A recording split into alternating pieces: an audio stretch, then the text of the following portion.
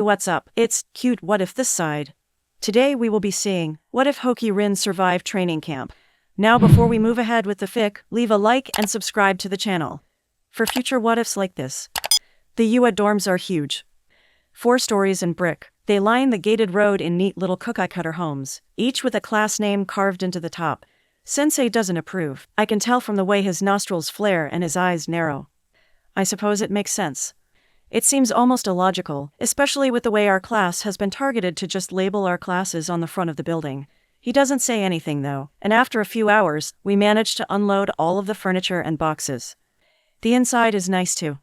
It's probably wrong, but it's kind of comforting that Sensei looks just as out of place as I feel wandering through the pristine building in his dusty, wrinkled hero costume. The carpet is too plush, the windows too large and gleaming, and the walls too fancy with a handsome mix of beige and green.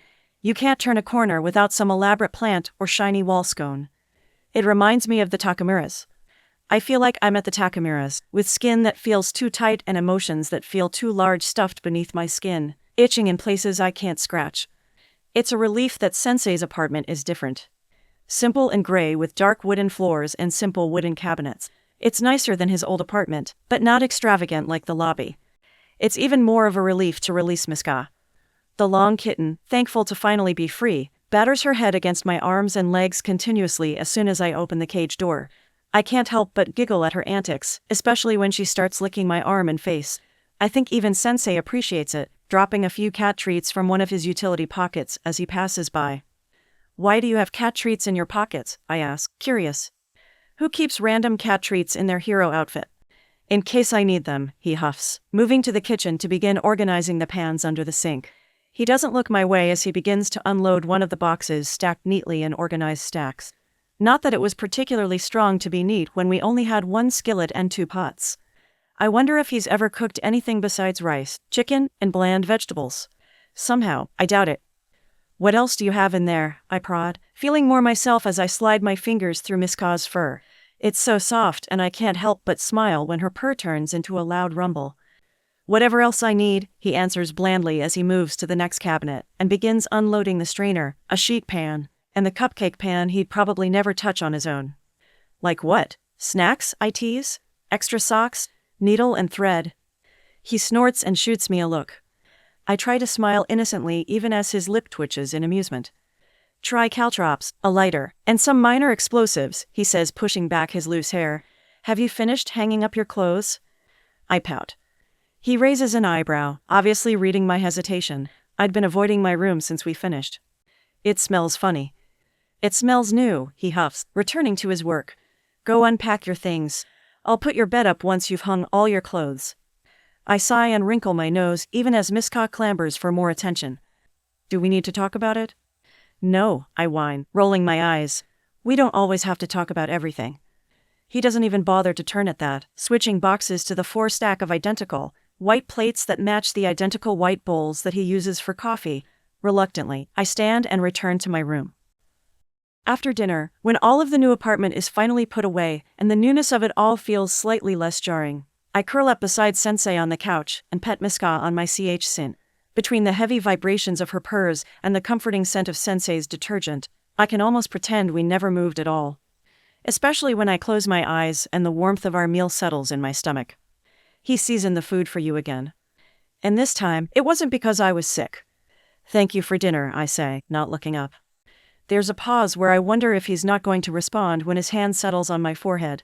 I smile and pull it down, pressing the calloused palm against my eyes and then moving it to rest against my cheek. It's warm and I like the way the roughness feels against my skin.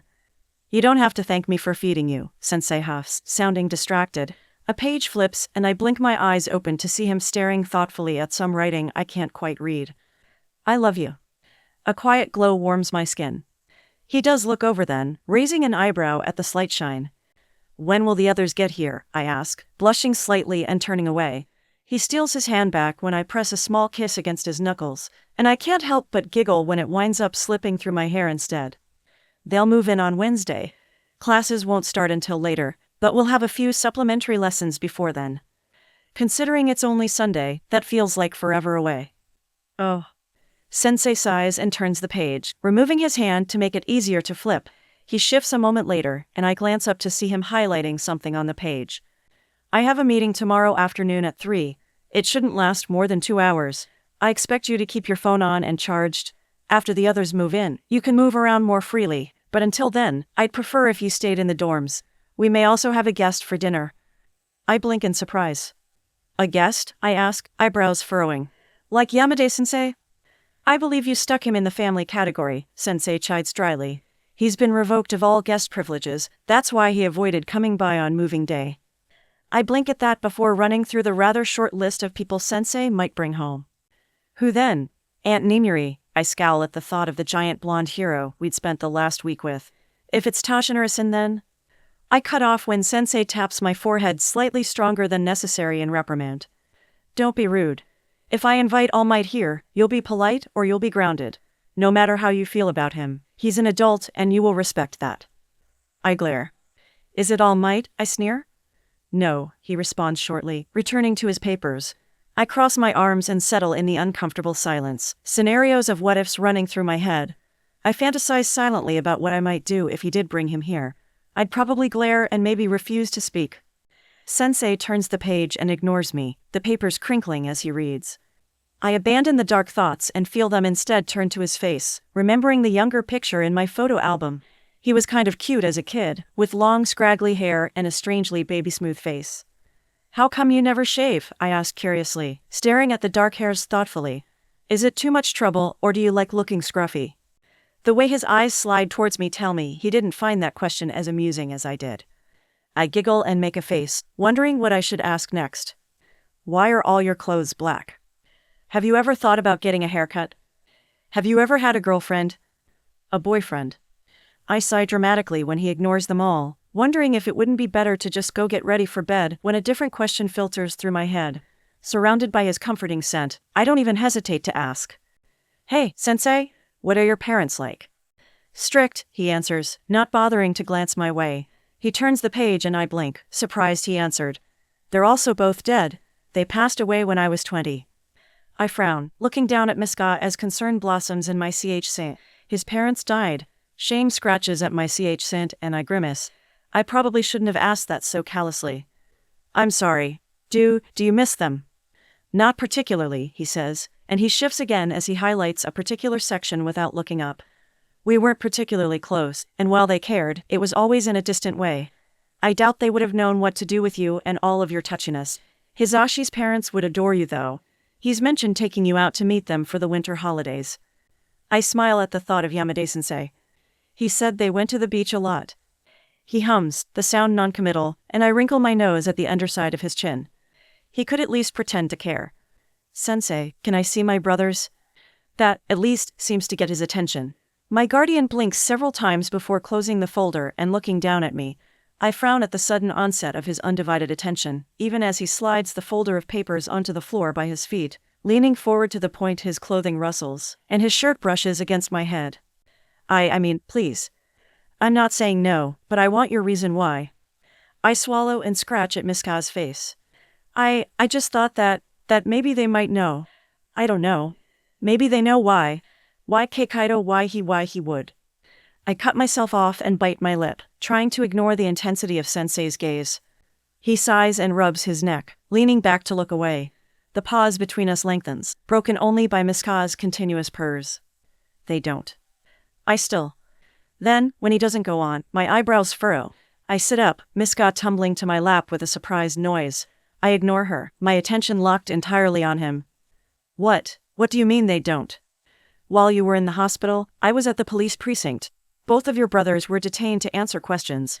Neither were determined to have any knowledge or involvement in Kaido's criminal activities, though your youngest brother, Sora, was determined to need medical attention after everything. We learned that Kaido was involved with dangerous people to the last of their knowledge, but none of them have been in touch for the past 3 years. My jaw drops. My brothers. Sensei saw my brothers. That thought seems to war with the others as Sensei's words slowly register. Involved with dangerous people. Medical attention. FCK heroes. I stare at my hands, remembering the horrid note, remembering the anger in the furious scrawl. Had it been about more than just Daddy? Had he been involved with criminals even back then? The thought makes me suddenly nauseous. Why? Did they ask about me? I whisper, trying to change the subject. Sensei sighs. Yes, Sora did. Unfortunately, he was also extremely drunk and had been binging for several days. He was not physically or mentally well. Half of the time he thought you were still 9, and he spent most of the time cycling between accusing the police of conspiring against his family and the other half becoming overly emotional about random topics. It may be some time before he recovers. Something strange bubbles beneath my skin. I scowl. Why didn't you mention any of this before? Sensei's expression strongens. And when should I have told you? While you were screaming at me about All Might, or when you were barely able to walk or eat? I glare, feeling the familiar anger rise up through my scent. I latch onto it, anything besides the horrid scratching sensation clawing up my throat. Were you ever going to tell me? I sneer. His nostrils flare at the disrespect, and he scowls. I'm telling you now, he says, voice low in warning. If you don't have any more questions, go get ready for bed. I don't move. I have a million questions. Sora. Sora drunk? Hurt? Hospitalized? It seems unthinkable. He'd always been mean, and at times even cruel, but he'd hated Daddy's liquor. He'd hated his card games, his smoke, me, anything, really, that didn't give him all the attention in the room. Well, maybe he changed, I think darkly. And you haven't? You went from robbing stores to being a hero student. You don't know anything about them. You haven't even seen them in 5 years. They never even tried to answer your letters. None of them but Kaido. I swallow and breathe deeply, latching onto the name Sensei hadn't mentioned. What about Ryu? I ask, hating the way my voice cracks at the question. Ryu who would wait up for me after a trip. Ryu who would bring me the flashlight every time. Ryu who sometimes stopped Sora. Ryu who had hated me in the end. Should have been me. Did he? I don't need to finish the sentence. I can read the answer on Sensei's worn and scruffy face. No. I push away from the couch with an angry huff, spilling Miska onto the floor and carelessly pushing past her disapproving noise. Of course not. If you weren't so weak, they could get more. They wouldn't fight. I'm going to bed, I manage, trying to control the hateful flame swimming just beneath my skin. Smoke curls from my skin and I try to control it, try to walk it off as my face heats in warning. Rin. I ignore him, ignore the tears burning in my eyes and go to brush my teeth, scrubbing so strong the gums bleed and the metallic flavor fills my mouth. I spit and stare at my reflection, dark hair limp against a tan face, large eyes, just as dark as Kaido's.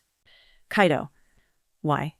The first morning in a new home is always strange and living in the dorms is no different. I wake in my bed to a different set of shadows slipping across the walls, the faint scent of paint and dust in my nose, and an odd silence that makes my skin itch. Crawling out of my sheets, I head to the closet to change. My school uniform hangs at the front, slightly wrinkled from the move, but still the handsome gray and green material. Brass buttons shine in the morning light as my fingers trace the seams. Yua. Hero school. You trying to be a villain, Rinchin? No. I'm gonna be a hero. I finger the pocket and sigh. Yua. It changed everything. I wonder if Yusa knew. I wonder if she had any idea what she set in motion. Did she know Yamada-sensei would refuse to send me back? Did she know Aizawa-sensei would care? What? You think she knew she would die? Yeah, right. I grimace and drop my hand, suddenly uncomfortable. Yuasan, Nico, Mainta, Kaido. I'm going to make you watch as I destroy everything you've ever loved. And when I'm done, I'm going to find that bastard, Eraserhead, and I'm going to slit his F-seeking throat. I step back, staring down at my hands. They curl into fists. Sensei. How many people would Kaido hurt, kill, or maim? Why? Would he really go after Sensei too? If not, who would be next? He tried to kill Yamada-sensei, had hospitalized the people at the studio, had hurt countless just trying to make me suffer. Would he stop? Who was next? Kagura-nichan, my classmates, Shinsu. My stomach churns at the memory of Shinsu in the rain, his purple hair sticking to his face and his shirt pulled around his nose. I swallow. Could I even stop him? I bury the horrid thoughts and quickly snatch an outfit from the closet, a simple pair of shorts and a cheerful green top. It looked like something Yamada-sensei would own, with loud colors and a flattering shape. I brush out my hair and braid it instinctively before heading for breakfast. The silence is nearly suffocating. I pick at my cereal, twitch in my seat, and consider twice going to knock on Sensei's door. I can't read your mind. I don't. Eventually, I pick up my phone, intending to text someone, anyone, just to stop the thoughts swirling incessantly in my head, when I notice the internet icon at the bottom. I'm not sure why, but I've never even thought of it before. I stare at it, even as I wander to the couch. Miska, still asleep in the cat tree, gives a tiny yawn in greeting. I slink across the cushions, stretching over the middle and leaning against my elbows. Opening the app, I blink at the search bar that blinks back, feeling my thoughts finally slow. Search. With a slow breath, my fingers swipe carefully across the keyboard screen. Hoki. I can see my own reflection in the barely lit display, eyes wide and lips slightly parted, each letter making a soft click as my fingers spell out the familiar characters. Kaido. Over 200,000 hits. I grimace at the news reports that feature on the first page, none of them flattering. 19-year-old Hoki Kaido is accused of murdering at least 50 different people across nearly 200 kilometers of Japan. Declared by local authorities as lethal and well-armed, the villain who calls himself Asp is most famous for his poisonous attacks and mutilated victims. His most recent crimes against a group home, foster care facility, resulted in the deaths of 3 children and 1 Takadori Yui, the loving matron who cared for them. I click away swiftly, my stomach churning as I click on the next article, and the one after and the one after that. I stop when I find one with a picture. My brother's last school picture at 15 stares back. Kaido grimaces back with a head full of dark hair, so completely different from the short-cut mama always shaved low. His eyes, so dark they almost appeared black on the screen, glitter, but most noticeable is the lack of scars. Half of his face had been horribly disfigured, a dark red that crawled and crept over his lips, nose, and cheek. Is that why he wore the mask? Is that why he carved those marks in unison? I trace the lit image, trying to find some semblance of the boy I'd known. He'd read me stories, he'd protected me from Sora, he'd cared, he'd always cared. Until you decided to be a hero. Why? Rin. I nearly fall off the couch when Sensei's voice cracks across the room, startling me and making me jump. Guiltily, I turn off the phone and shove it into my pocket, hurrying to face him. Sensei, dressed in his dark sweats and black sweater, raises an eyebrow. Yes, I squeak, trying to find some source of equilibrium. His eyebrow ticks higher, and he crosses his arms. What are you doing? He asks flatly. I flush guiltily and stumble to my feet, tugging my hands behind my back. Nothing. Reading? Good morning, Sensei. If anything, he looks even less convinced. I rush to his side and wrap him in a sudden hug, unable to help the automatic smile at his familiar scent and the soft brush of his fabric against my cheek, warm, enveloping, and safe. I love you. I push my nose into his scent and inhale deeply, liking the way one hand presses against my head and the other on my back. Reading what? I wilt when he tilts my head back, angling to look in my eye. His stare back, half-lidded eyes sunken into a bored expression framed in his wild black hair. Why are you acting so guilty? I am not, I huff, wrinkling my nose. Hi, he snorts, lips curling into a smirk. I'm waiting. I was just reading the news, I grumble, letting go and glaring at his knees. You don't have to be so nosy. Don't be rude, he huffs, tapping my head with his hand and pushing down slightly. If you didn't want me to ask, don't act so nervous.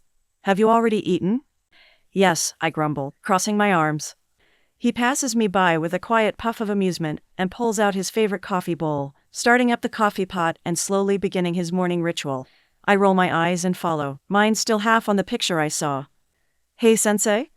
He hums and I make a face when he doesn't bother to face me. That's rude. HMPH. So can I see my brothers? Sora or Ryu? Or Mama even. I mean, you kinda didn't say last night. Sensei sends me an exasperated glance. You mean you pouted and walked off, he corrects me dryly. We can talk about it tonight. I scowl. Tonight? I grouse. Why not now? You're not exactly busy, you're just making coffee. Because if I tell you yes, you'll be worrying about it all day. And if I say no, you'll be annoyed about it all day. If I wait, you're only likely to throw a small tantrum and go to bed. Logically, I'd choose the most productive. I sigh, annoyed. Or you could just tell me now, I mumble, annoyed at his reasoning. Later, Rin, he says, and I feel my eye twitch at the amusement in his tone.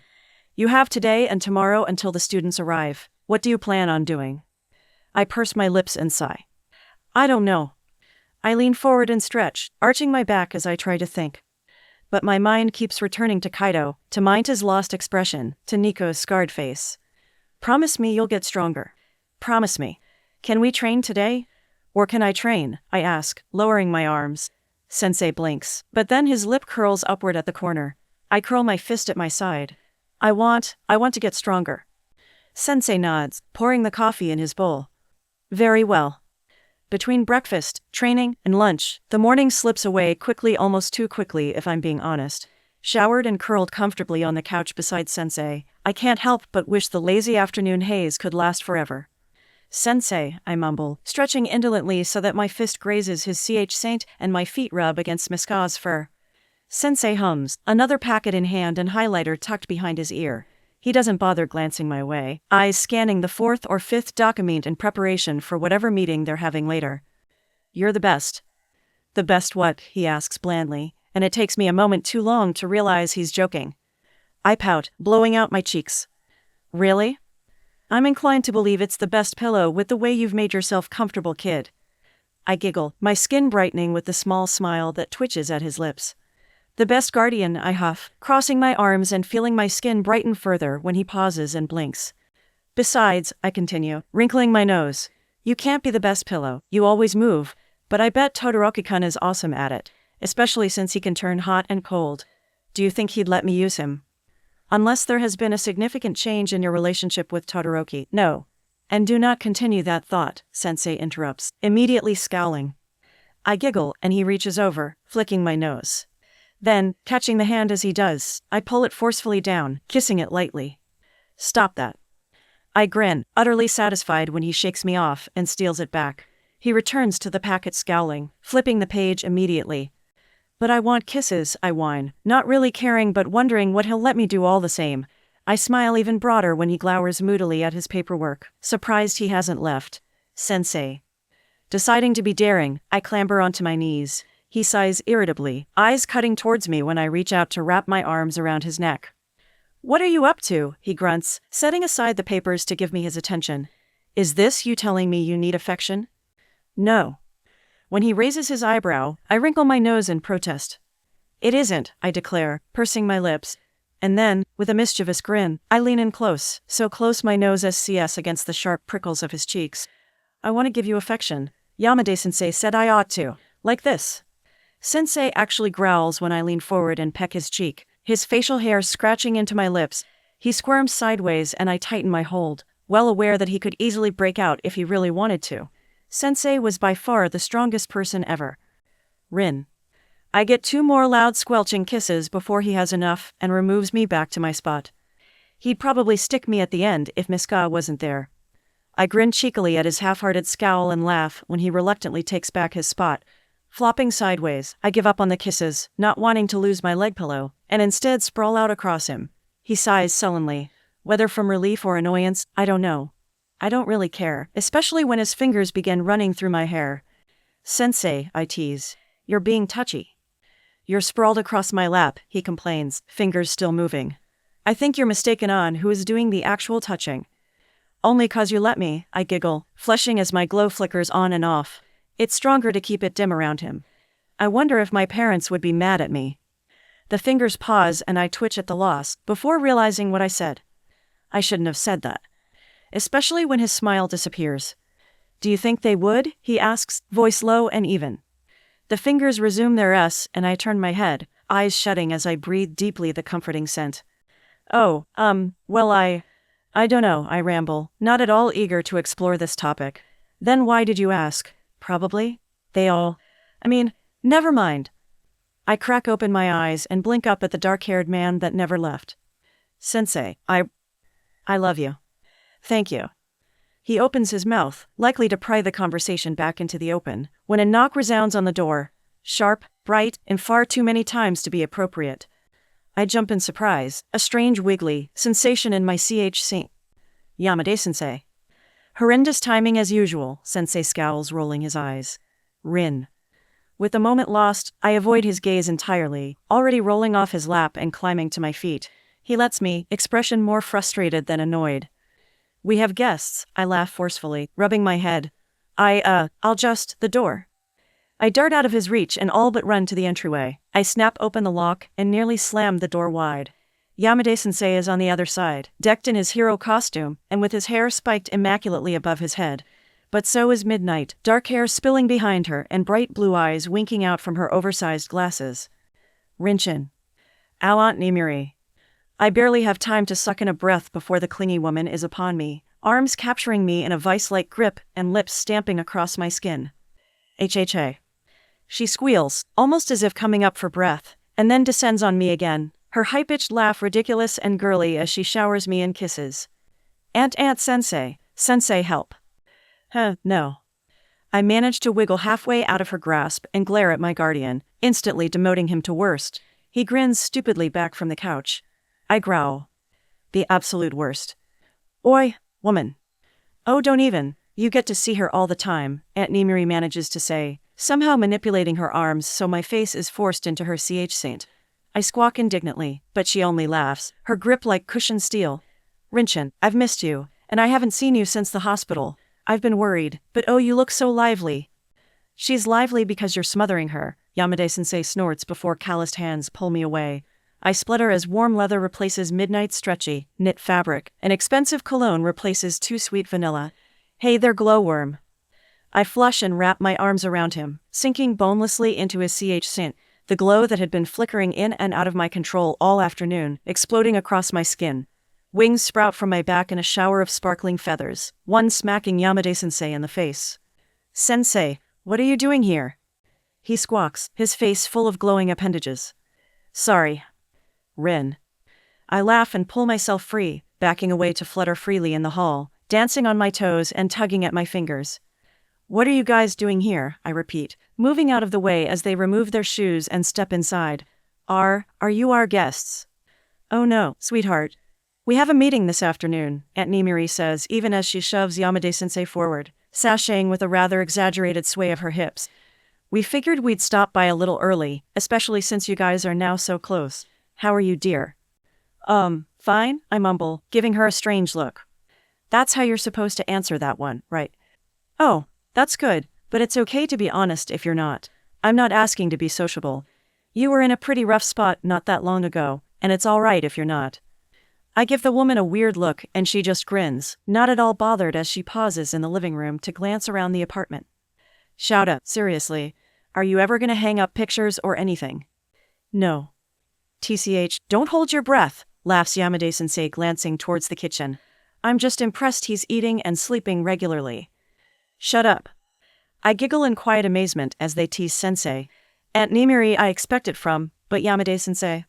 We should play a game, Aunt Nimiri. Shouta, you have cards, right? We could. Absolutely not, Aizawa-sensei says, leaning over to scoop up Miska with dangerously narrowed eyes. That does sound like trouble, Yamada-sensei snorts, sprawling across Miska's novocated spot. He gestures me over and I give them all strange look, especially when Aunt Nimiri drops between them, shoving herself as physically close as she can to Aizawa-sensei so her large sin is practically resting on his arm. He doesn't even blink at it. I do though. I blink at the strangeness of all of it. 3 heroes all sprawled on our worn, black couch. I don't like heroes. Go be one if you want, it's not like you ever did sit for us anyways. What card game? I ask instead, trying to shake the strange thoughts already crowding my head. I don't want them, especially not now. Aunt Nimiri grins. Strip pock. I said no, my guardian interrupts sharply, his capture weapon wrapping near instantly around my aunt's mouth. She groans, unnecessarily loudly, and Yamada-sensei pinks. Woman. I giggle at their silliness and pounce on the cushion between my godparents. Yamada-sensei huffs, reaches out, and pulls me sideways, burying my head in his sink. Hey, let me go. How about a game of Uno? Aunt Nimiri cackles, finally freeing herself. I wrinkle my nose and Sensei sends us all a note-amused look. No, if there's a winner there will be a tantrum. I am not about to be late because of Uno. I struggle to wrestle myself free of Sensei's arms, and my aunt's expression turns thoughtful. Well, how about a lesson first then, she mumbles, tapping her lip. She bends forward and captures my hand caught on Sensei's shoulder. Sweetheart, you're going to exhaust yourself with all that. Hizashi may not look like much, but he's all muscle underneath that leather. You're never going to win on brute strength. Excuse you? The blonde says in English, making a face. May not look like much? I look amazing. Stop shouting, Aizawa-sensei snaps, eyes glowing red and hair rising dangerously in the air.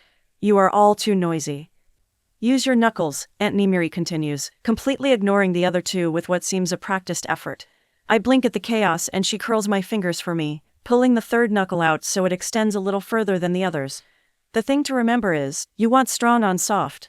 Strong on strong is going to hurt you, but you put that knuckle in any soft spot, and they'll be yelping in pain in seconds. Hizashi's gonna be a little stronger, cause he's ripped and he's wearing a lot of layers, but that just means you gotta dig it in stronger. Push down right here.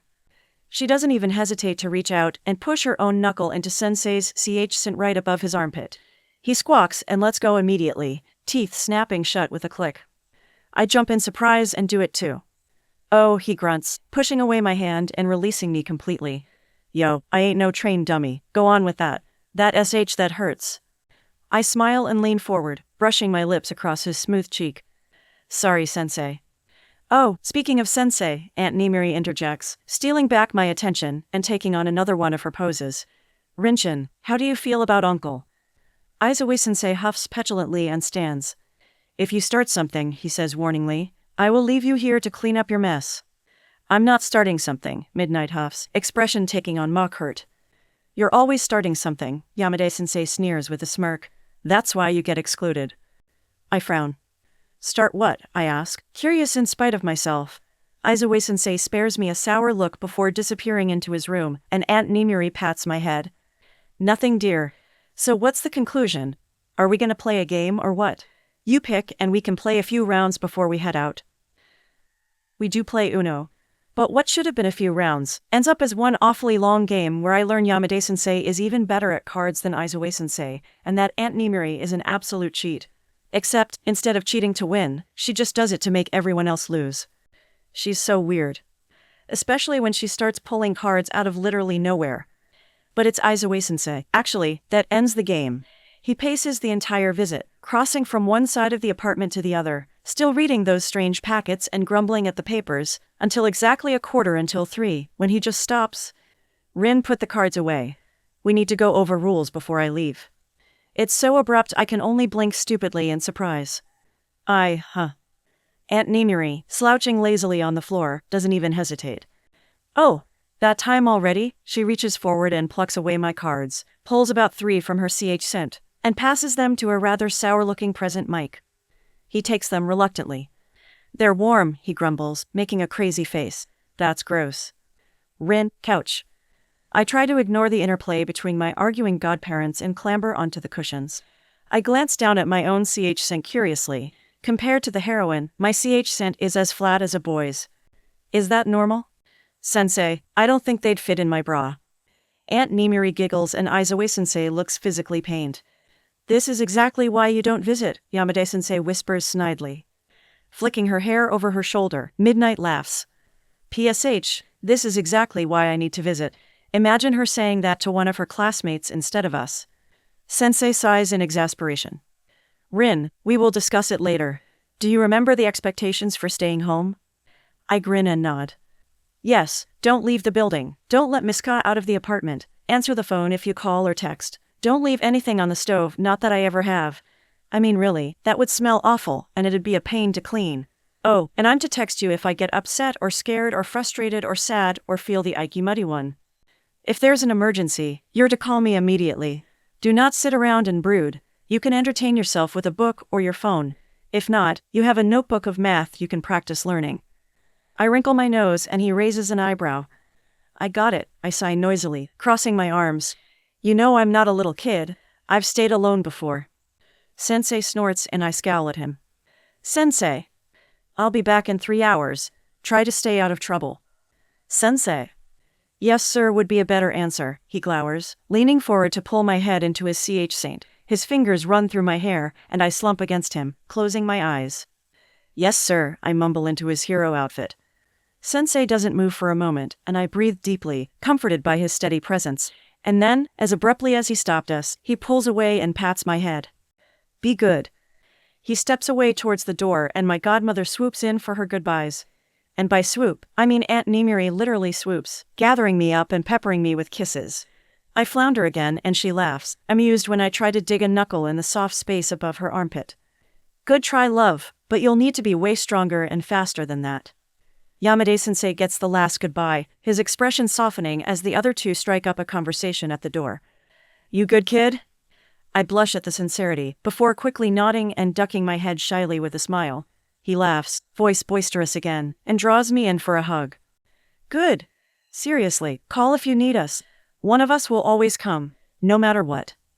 There's something warming in that. I squeeze a little stronger, breathing in the strong scent of his cologne. Yes, sir.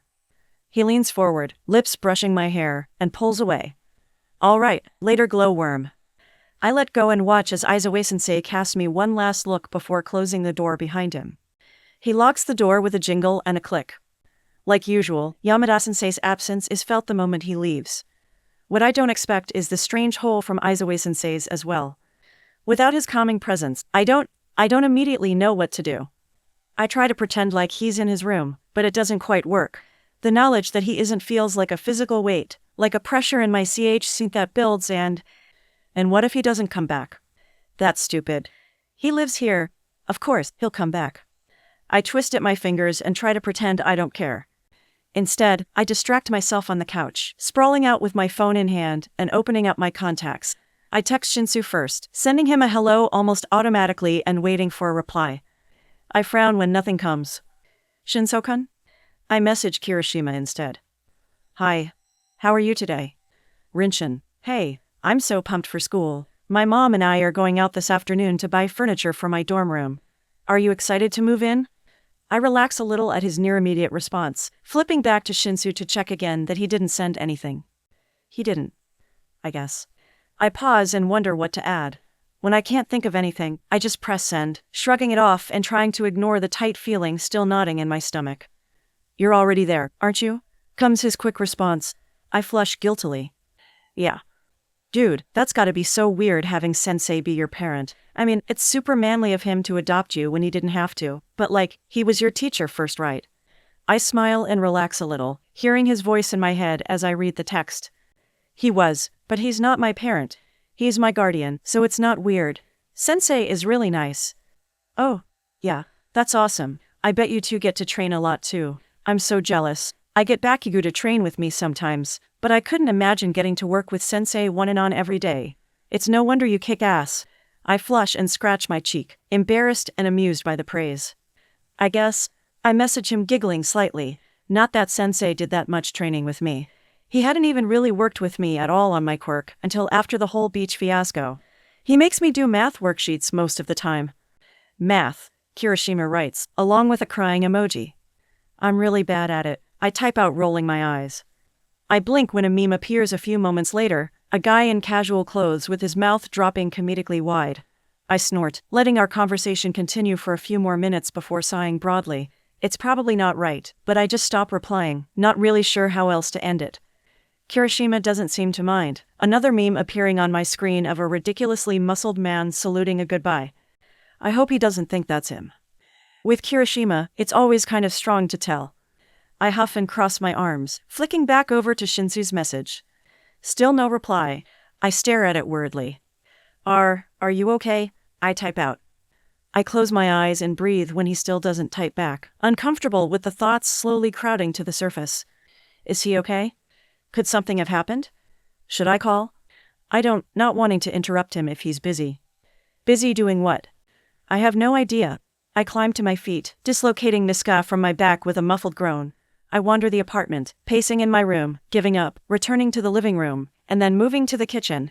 I take the time to go through each and every cabinet, looking curiously for something and nothing all at the same time.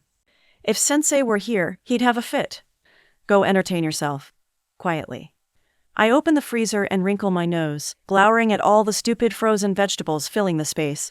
I've never met anyone that could eat the same bland food every day with no seasoning. Did his parents not ever cook? They're also both dead. They passed away when I was 20. I close the freezer door gently and scratch at my arm, even more uncomfortable than before my conversation with Kirishima. Maybe I should text someone? I glance at my phone again, pulling up Shinsu's message, and trying not to fret at the fact that it isn't even read. He always reads it. Always. Sometimes, I've sent him messages at 2 or 3 in the morning, and he's read them, though he doesn't always text back.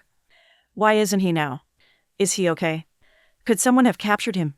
What if Asp? My thoughts grind to an uncomfortable halt as my eyes fill with tears. Kaido. I shake, trying to physically dislodge the thought in the silence. It's almost maddening. We should do something, I tell Miska, stepping out of the kitchen to stare at the kitten scratching herself in the open space between the kitchen, living room, and dining space. She looks up and meows. Like what? I glance around again, pacing towards my room, and pause. Sensei's door, like usual, remains shut, and I freeze at the sight of it. I want to see what's inside it. The thought feels so naughty, I instantly shiver in excitement. While I'd been close enough to catch glimpses before, I'd never actually been in it. That is not a good idea. He won't even notice. I smile mischievously, thankful to feel anything besides that prickling, gnawing emotion creeping through my CHC. Even knowing he's not here, I still creep towards the door. It wasn't like he'd ever told me explicitly I couldn't go in. He's never suggested you couldn't either. I bury the thought, twisting the door handle. It opens easily, slipping open, and I pause at the emptiness beyond. You've got to be kidding me.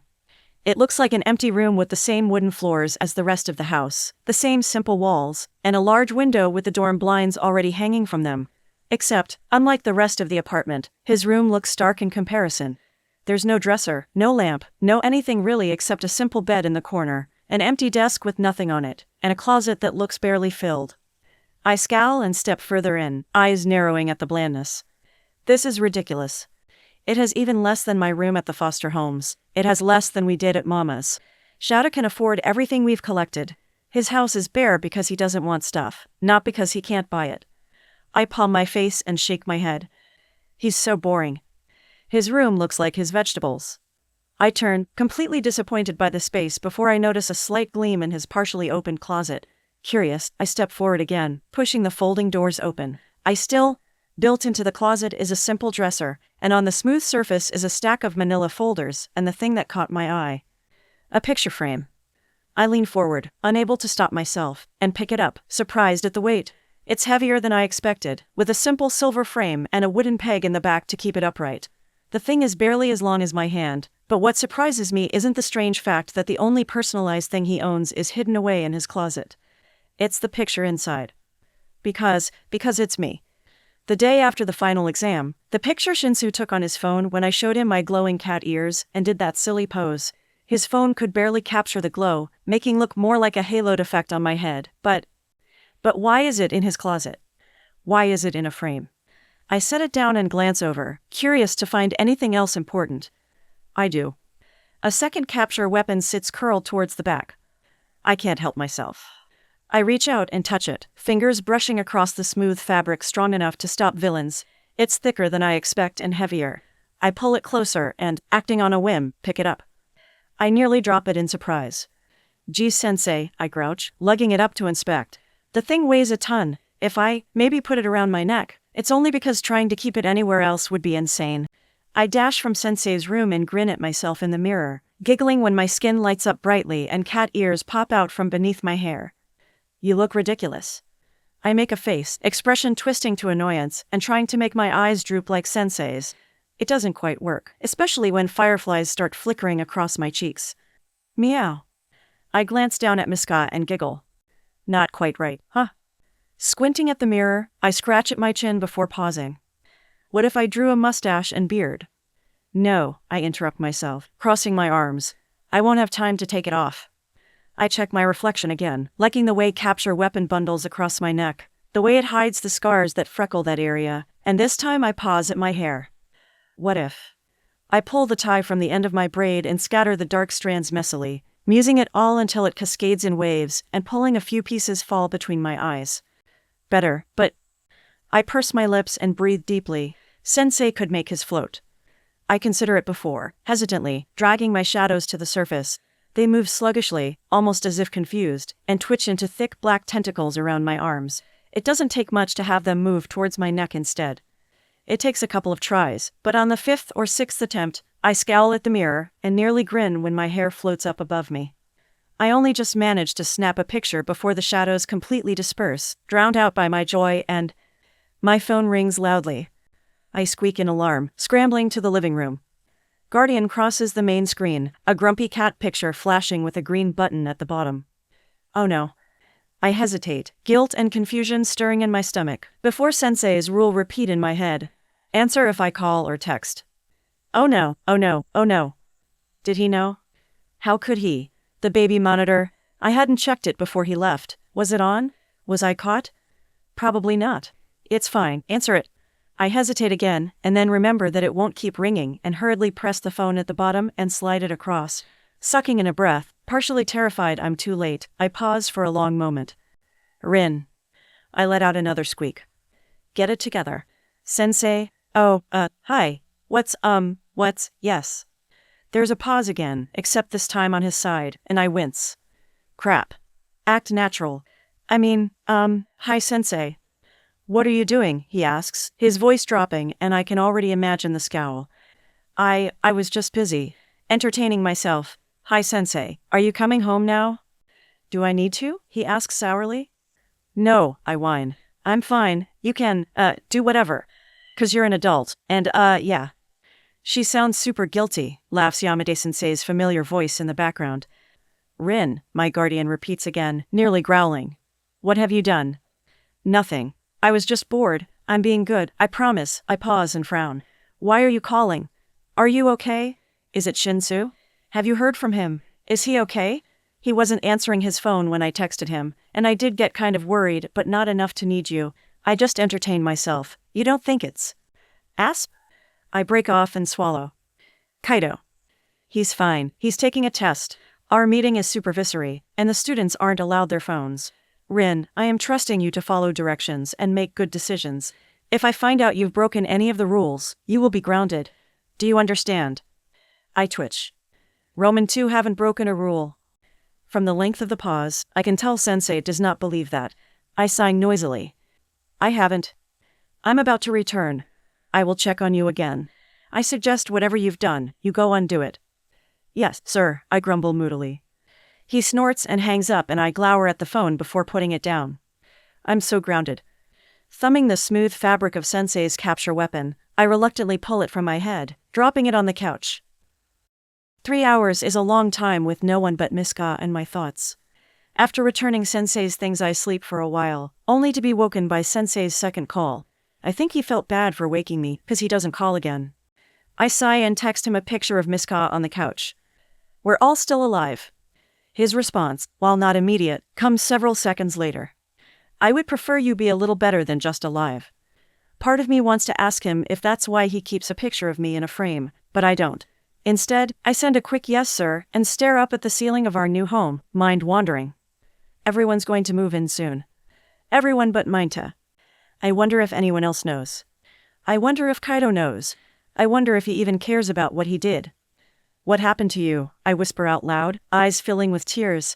His face flashes in my mind's eye again, dark eyes the same color as my own, dark hair long and loose against his head, and discolored skin creeping up from his jaw. That and the flash of the knife feel so at odds with the boy of my memories, cross-legged on the floor with a book open and pointing out pictures. He wore glasses back then, thick round ones that were often smudged with fingerprints, and that made his eyes appear that much larger. I remember the way he sat behind me and braided my hair, whispering silly stories about the silly quirks in his class. I remember when he'd fuss at Sora for being mean, arms crossed and eyes narrow. Ryu would shove him sideways, growl out something about stop being a baby, and everything would devolve into a wrestling match with both of them rolling on the ground. But mostly, I remember that he always tried to be good. One day they'll like me because of me, Kaido admitted quietly, fingers twisting deftly through my hair the way they did every night. I don't want to ruin it like Ryu. But I like you. You like everyone stupid, Sora huffed, glaring. Ryu's got the right idea. I'm gonna be so strong one day no one will ever mess with me. I remember taking in my older brother's tight expression and pressing small hands to his face. I couldn't have been more than 7 or 8, and even then, he looked worn. Worn like Mama, with sad eyes and a thin face. Did I get it all wrong? Did I misremember? But his face, the mask, why? Why did he hate me? I pull myself from the bed and shuffle to my desk, pulling out paper and pen and sitting down. Both of your brothers were detained to answer questions. Neither were determined to have any knowledge or involvement in Kaido's criminal activities, though your youngest brother, Sora, was determined to need medical attention after everything. We learned that Kaido was involved with dangerous people to the last of their knowledge, but none of them have been in touch for the past 3 years. Dangerous people, like where he got the drug. I dragged the pen across the paper, watching the blackness bleed against the white. Kaido. Dangerous people. Underneath, I write the simple kanji for Ryu and Sora's names. I stare at it for a long moment. What are you doing? I crumple the sheet angrily and hold my head. You killed them, I snarl to no one, suddenly furious. You had my address when I wrote you, and you came and you tried to kill them. What the FCK is wrong with you? I throw back my chair and throw the papers to the floor, watching them scatter and wanting nothing more than to burn them. I want to burn him. How dare he? I haven't seen him in years, haven't heard from him since he told me to FCK off, and now he thinks he can come back and blame me. You stupid FCking a hole. I go off for as long as I can, offering up as many curses as I can as I pace my room. Without Sensei there, I don't hold back. I snarl and kick at everything, calling him every horrid name I know and making some up just to satisfy the vicious anger in my CH. I'm gonna find you, I growl suddenly, the flame beneath my skin burning so hot my skin smokes. I snatch a paper from the floor, spread the crumpled page across my desk, and seize my pen. I write a hole at the top and beneath it drag the ink in a vicious line that nearly tears the paper. I'm gonna stop you. I'm gonna make you stop and get you help, and you're never gonna hurt my guardian or my friends ever again.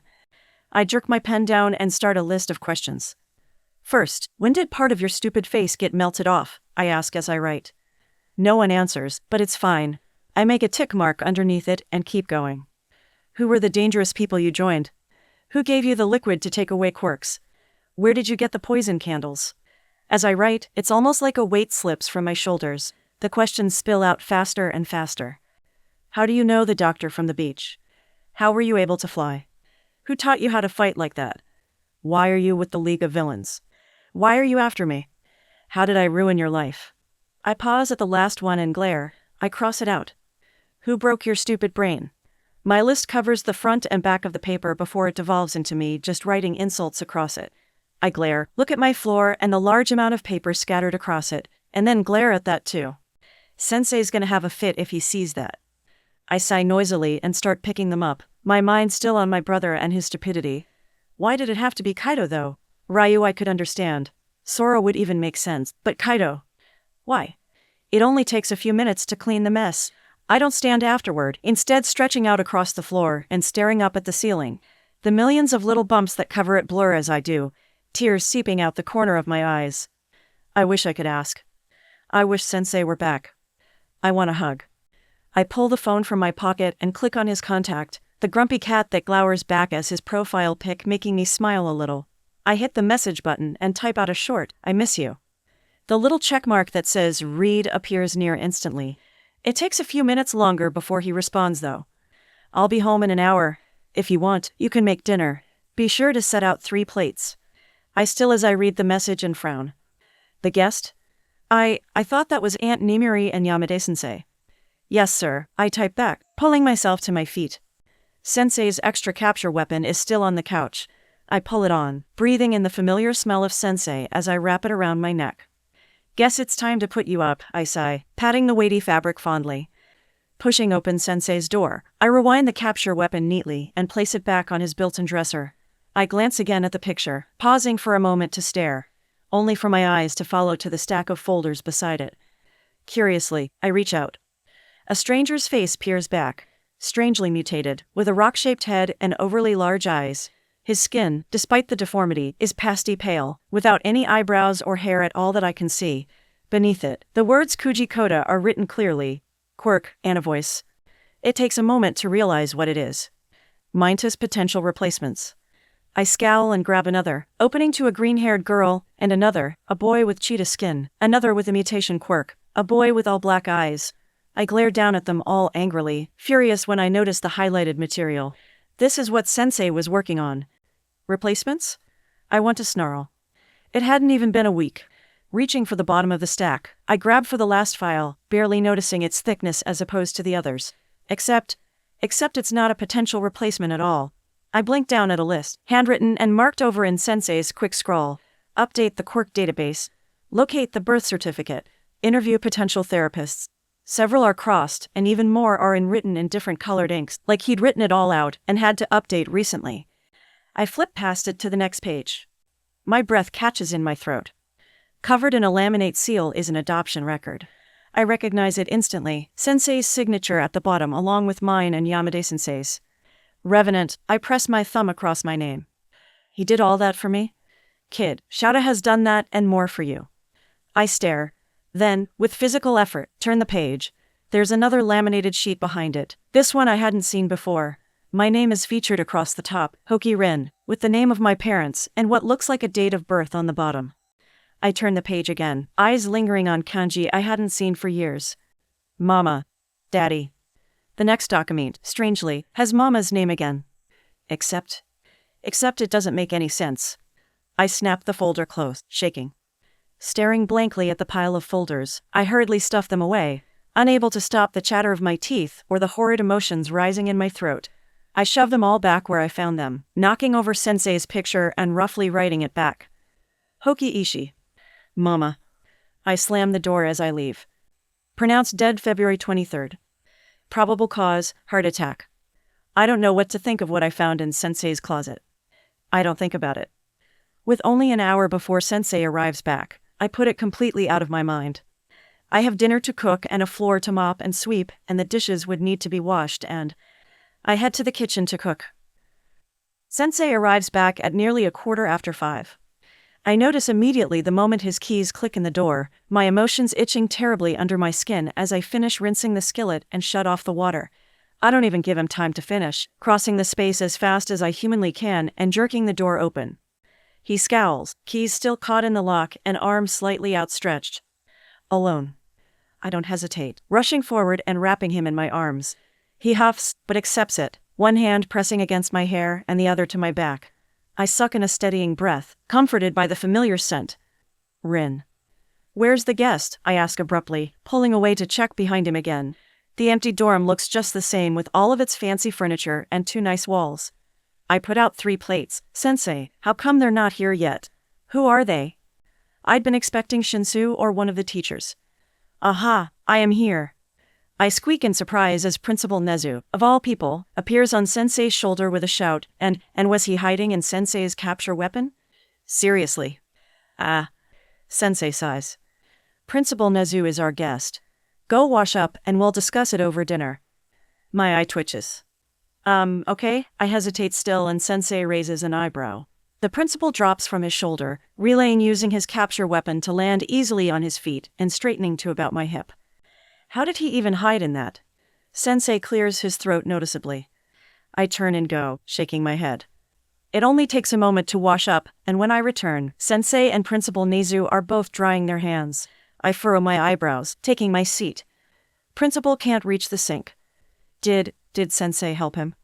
I try to hide my confusion, quickly filling up my plate and glancing over only when the principal takes the spot beside me. His offer's grin is all teeth, leaving no room for question of whether he was a mutated human.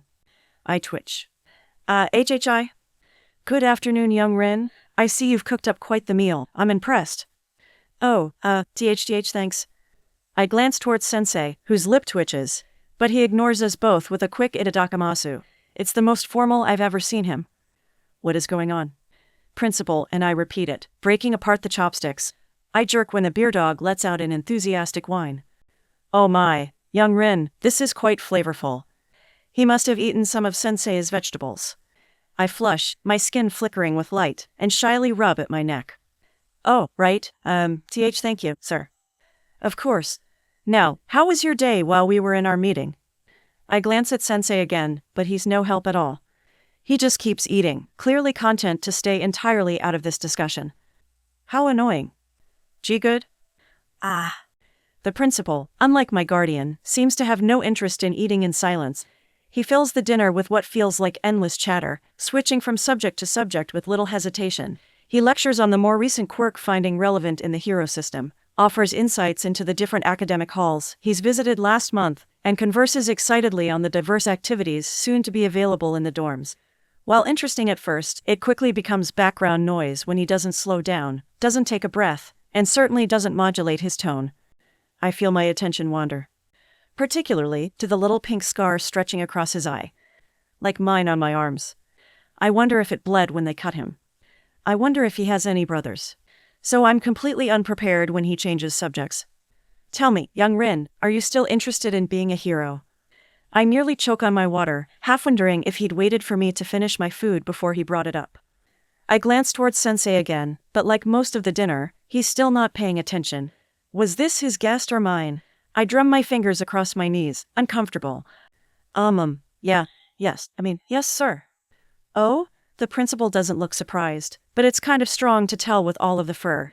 He folds his paws on the table, and I notice for the first time just how little he served himself. Aizawakan mentioned the same thing, but I wanted to be sure. You've had a very rough year so far, and I have quite a few concerns.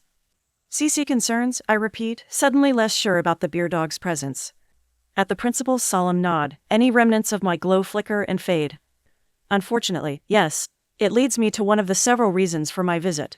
I wanted to hear from you personally if you wish to continue your studies here at UA. All of the other students had home visits, so this is partially my attempt to do the same. However, I believe we also need to discuss some of the conditions associated with your continued stay. That sounds even worse than concerns. My stomach tightens and I straighten, pulling at my fingers as shadows squirm just beneath the surface. WHWH, what kind off? Therapy, Sensei says flatly, finally speaking up for the first time this dinner. I meet his eye, and he frowns in my direction with an almost tubered expression. Breathe, Rin. Nothing is being asked of you that I have not thoroughly discussed with the principal. You and your classmates will receive mandatory weekly therapy sessions. For some reason that is comforting. I suck in a steadying breath and blow it slowly from my nose. Principal Nezu smiles disarmingly, somehow making himself look more doll-like than animal. Okay. The second condition is regarding your safety, the principal states, nodding. It would be best for you to remain on campus for the indeterminate future. We can, of course, revisit this in a few months once we've obtained more data on your brother's status and motives. However, until then, any off-campus trips will need to be supervised by one or more of the heroes. When Principal Nezu's pause lengthens, I realize he wants a response. Yai, sir, I murmur. Good, then that leads me to my last concern. It's not particularly crucial, but I am concerned about your placement in 1A. MMY placement? Like he wants me to leave. I flinch and the little mouse dog figure pauses, one of his paws reaching up to scratch his chin. I'm sorry, I whisper wide-eyed, breath catching in my throat. I didn't mean for Maita-kun to get hurt. Principal Nezu, Sensei interrupts, his voice taking on a warning tone, even as he gives me the silent expression that means breathe. I do, hands shaking in my lap. I've already told you it will not be an issue. Oh no, I don't think so either. Young Rin, this isn't an attempt to expunge you from the program. I only mean to know if you'd be interested in transferring to 1B with Vlad. Not because of any action of your own, or even on your guardian's behalf, but because of the recent chaos and our own drop in numbers. I have found it necessary to rearrange several students. It would be remiss of me not to offer. In fact, your friend Shinsu Hitoshi was just transferred there today. I merely want your opinion. Aizawa-kun could remain your guardian, but I am offering you the chance to have a separate entity as your homeroom teacher. Sensei not being my teacher. I don't even hesitate. NNNOTHTH, thank you.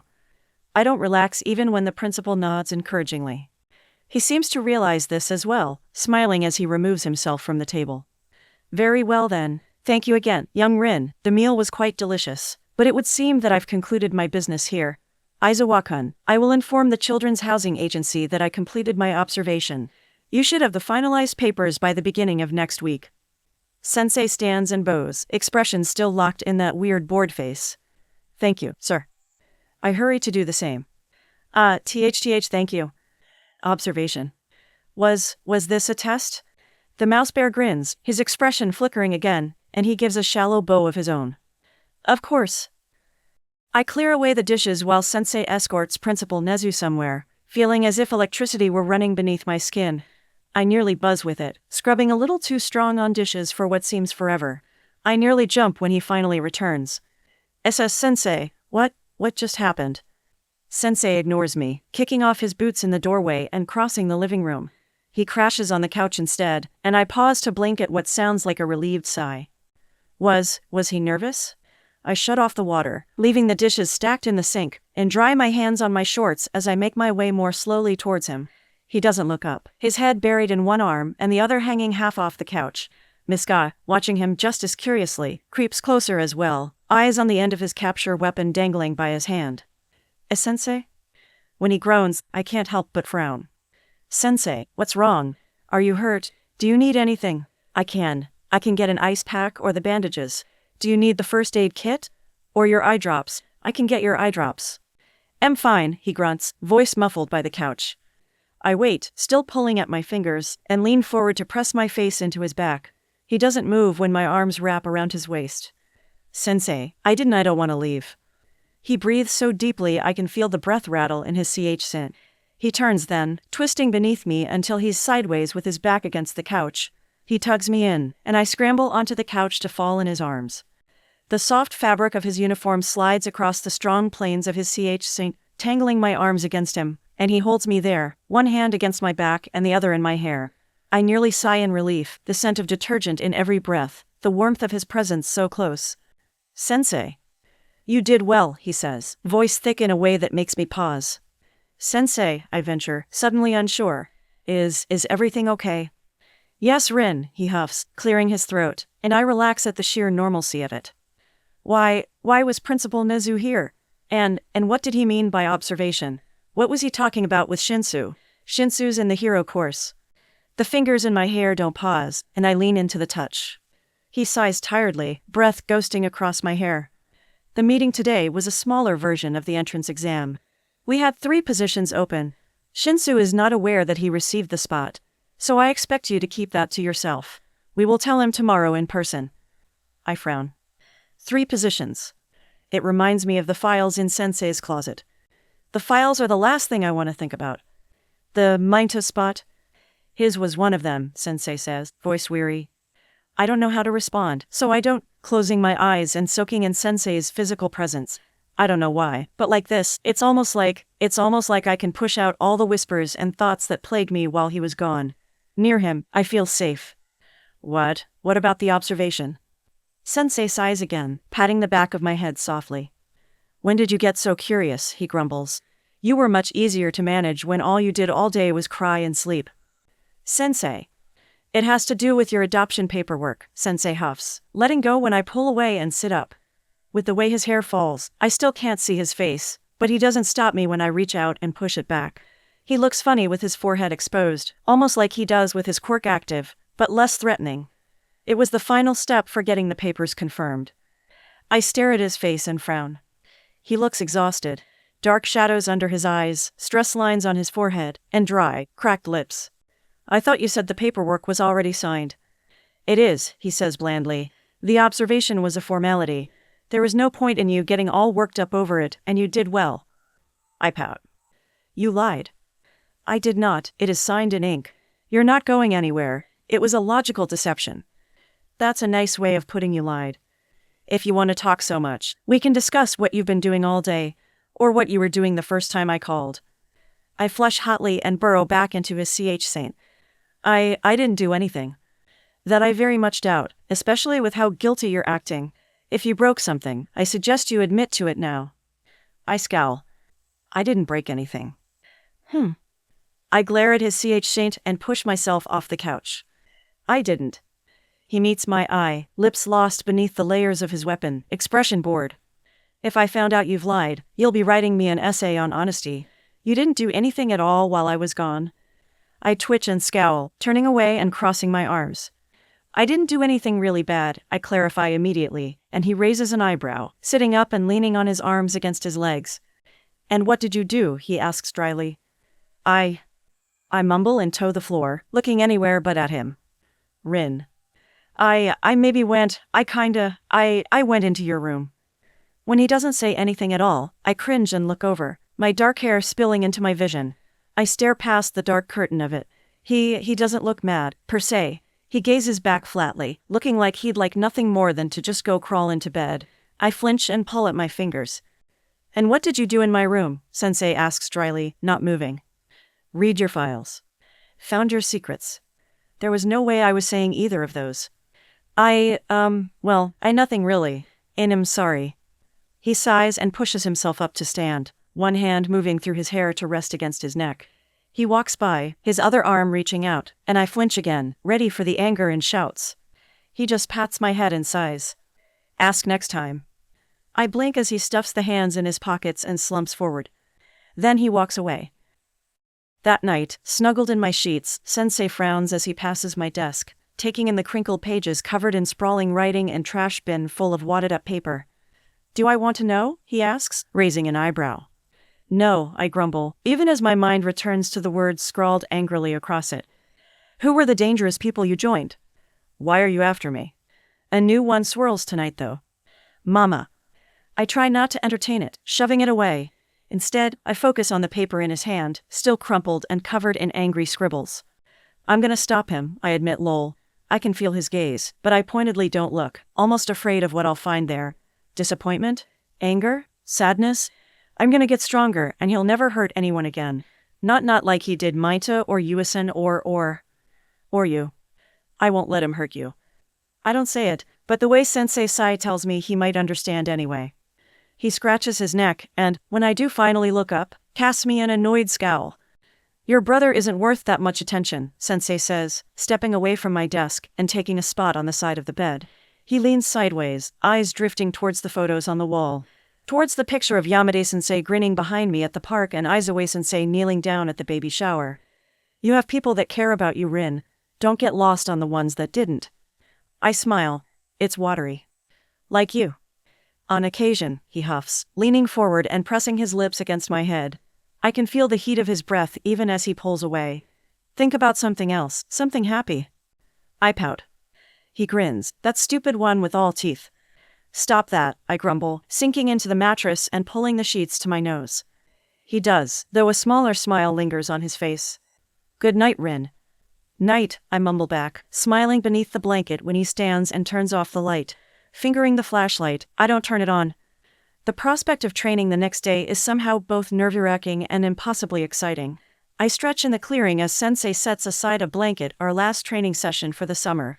The longest summer I can remember, and one that I almost don't want to end. No more sleepy mornings with Miska or sweaty afternoons training with Shinsu. I stretch towards my feet, thoughts swirling. Back to studying and the never-ending struggle of math. I'm so caught up in my thoughts, I don't notice the pair of simple, gray high tops until they appear in my view. I bolt upright instantly in surprise, swinging around and nearly smacking the taller boy with my arms as light flares across my skin. My arms are around his neck in seconds, the thick purple hair filling my vision. I squeeze. "Shinsu." "Rin."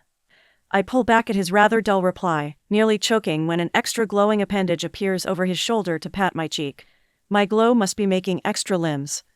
"Ooh, I'm sorry." "I feel like I'm being hugged by a spider," he says sourly. "Can't you control your quirk?" I pout and dim, letting go and feeling the arms disappear. When he moves away immediately, I frown. After a brief pause, I hurry to his side, not sure what else to do. "Hi." "Hi, Rin," he responds sullenly, setting down his things and stepping back. I take in his features and furrow my brows. He looks exhausted, dark eyes with even darker bruises below them, skin tan but sallow, his body slumped forward in an almost defeated position. Are you okay?" I ask, reaching for his shirt. He blinks and scowls. "I'm fine. I can do anything you can, so leave it alone. Are we training or what?" "Anything," I cut off and narrow my eyes. "Excuse you?" He doesn't meet my eye as he walks off, and I nearly race towards him again, fully intent on getting an explanation. What the hell? Except a hand catches my shoulder, holding me back. I glower, but the purple-haired boy doesn't turn around. "Give him some space," Sensei says flatly. "If you know someone isn't acting normal, don't keep pushing, especially when they get snappy." I glare, shrugging off the hand. "You never do that with me," I growl. My guardian raises an eyebrow, crossing his arms. "You're emotional every day. Leave him alone. You can work on the obstacle course." I don't want to do the stupid obstacle course. I want to help Shinsu, but the look Sensei gives me tells me any disagreement will end with a timeout and essays. Part of me doesn't care. Part of me wants to push anyways. "Obstacle course," Sensei repeats more forcefully, clearly reading my hesitation. "Unless you want to return to the dorms." I scowl back, reluctantly turning on my heel. I head towards his satchel and Sensei doesn't even blink when I rifle through his things, grabbing the timer and heading towards the woods. Shinsu does though, face wrinkled in a mood I can't define. I hate it. I hate walking away. I spend 20 minutes on the obstacle course instead, running it twice and wishing more than anything Sensei would let me use my shadows. I wish he would let me use my flames. I want to watch it all burn. I'm gonna stop him. Your brother isn't worth that kind of attention. Pronounced dead February 23rd. Stupid Shinsu, I snarl as I race across the platforms, not even thinking as I leap on instinct. My voice takes on a mocking whine as I climb a wall. If you know someone isn't acting normal, don't keep pushing. Stupid sensei. I don't need things spelled out for me. I'm not some stupid kid. I mount the top and leap, hands reaching out to balance as I slide down the rope. Sensei had gone over the best way to run on it a few times this summer. He showed Shinsu in me. I snarl, flip off the end, and roll the way Yamada-sensei taught me, tucking my head and launching back to my feet. My back and hands ache from the move, the dizziness instant but brief. I push the pain away and keep on running. By the time I do return, I'm half-upping Sensei put Shinsu in timeout. He doesn't. Instead, I find them talking, heads bent close together and a deepening frown on my guardian's face. I scowl, stomach churning and something bitter coating my tongue. I walk forward, not feeling particularly forgiving. Is Shinsu better? I want to ask. Or do I need to go back in the woods so he can cry? I can even imagine Sensei's glower, the sour way he would say my name. Yeah, well, he was rude for no reason, so I don't think care.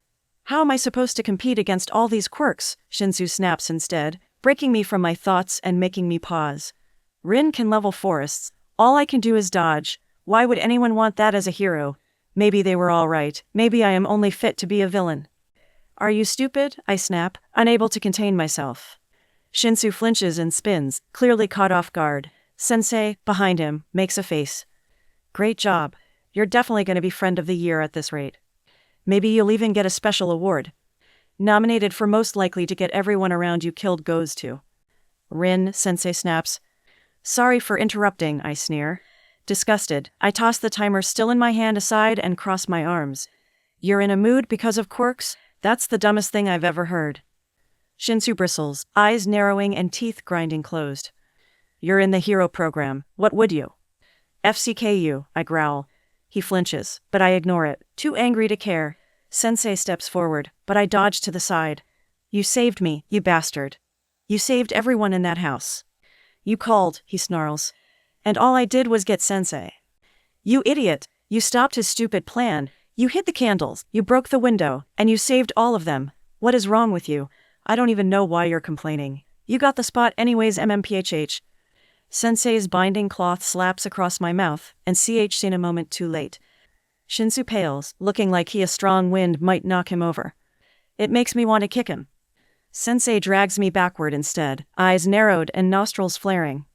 You need to control yourself, he says sharply, eyes red and hair floating above his head like angry snakes. I what? Shinsu says quietly. Lost. Sensei loosens his capture weapon, and I yank it forcefully from my mouth. He retracts it in a simple move, gesturing towards the ground. Sit. Both of you are far too emotional, he complains, rubbing his neck. I do, and he turns towards the purple-haired boy still staring vacantly ahead. Shinsu, sit down. Apparently, we need to have a discussion. I make a strangled noise. Since you're so vocal, we can start with you, Sensei says moodily, and I peek out from my knees to see him glowering down at me. Rin, you're being inconsiderately aggressive. Just because Shinsu's fears are not grounded in reality does not make them inconsequential. You get just as worked up at the thought of being abandoned, which I will remind you is not logical either. Apologize. I sink down at my fears being expressed so openly. I love you. Shinsu, rubbing his arms uncomfortably, glances between us. Sorry. Hitoshi, Sensei says, and I twitch at the familiar use of his name. Shinsu looks just as caught off guard. Sir? You are being insecure. In the last few months, you have learned a new style of fighting, increased your overall strength, learned to use the capture weapon, and demonstrated your own aptitude as a hero. Rin is correct that it was you, and not I, that saved those children at her old group home. The fact that she called is irrelevant. You took the information and used it to make the best possible choice you could. Shinsu says quietly. Are you listening to what I'm telling you? Sensei asks sharply. Yes, sir, Shinsu says roughly, dragging a hand across his face. Summarize it. I'm being insecure, and I've learned a lot. I saved those people. There weren't people, I scowl.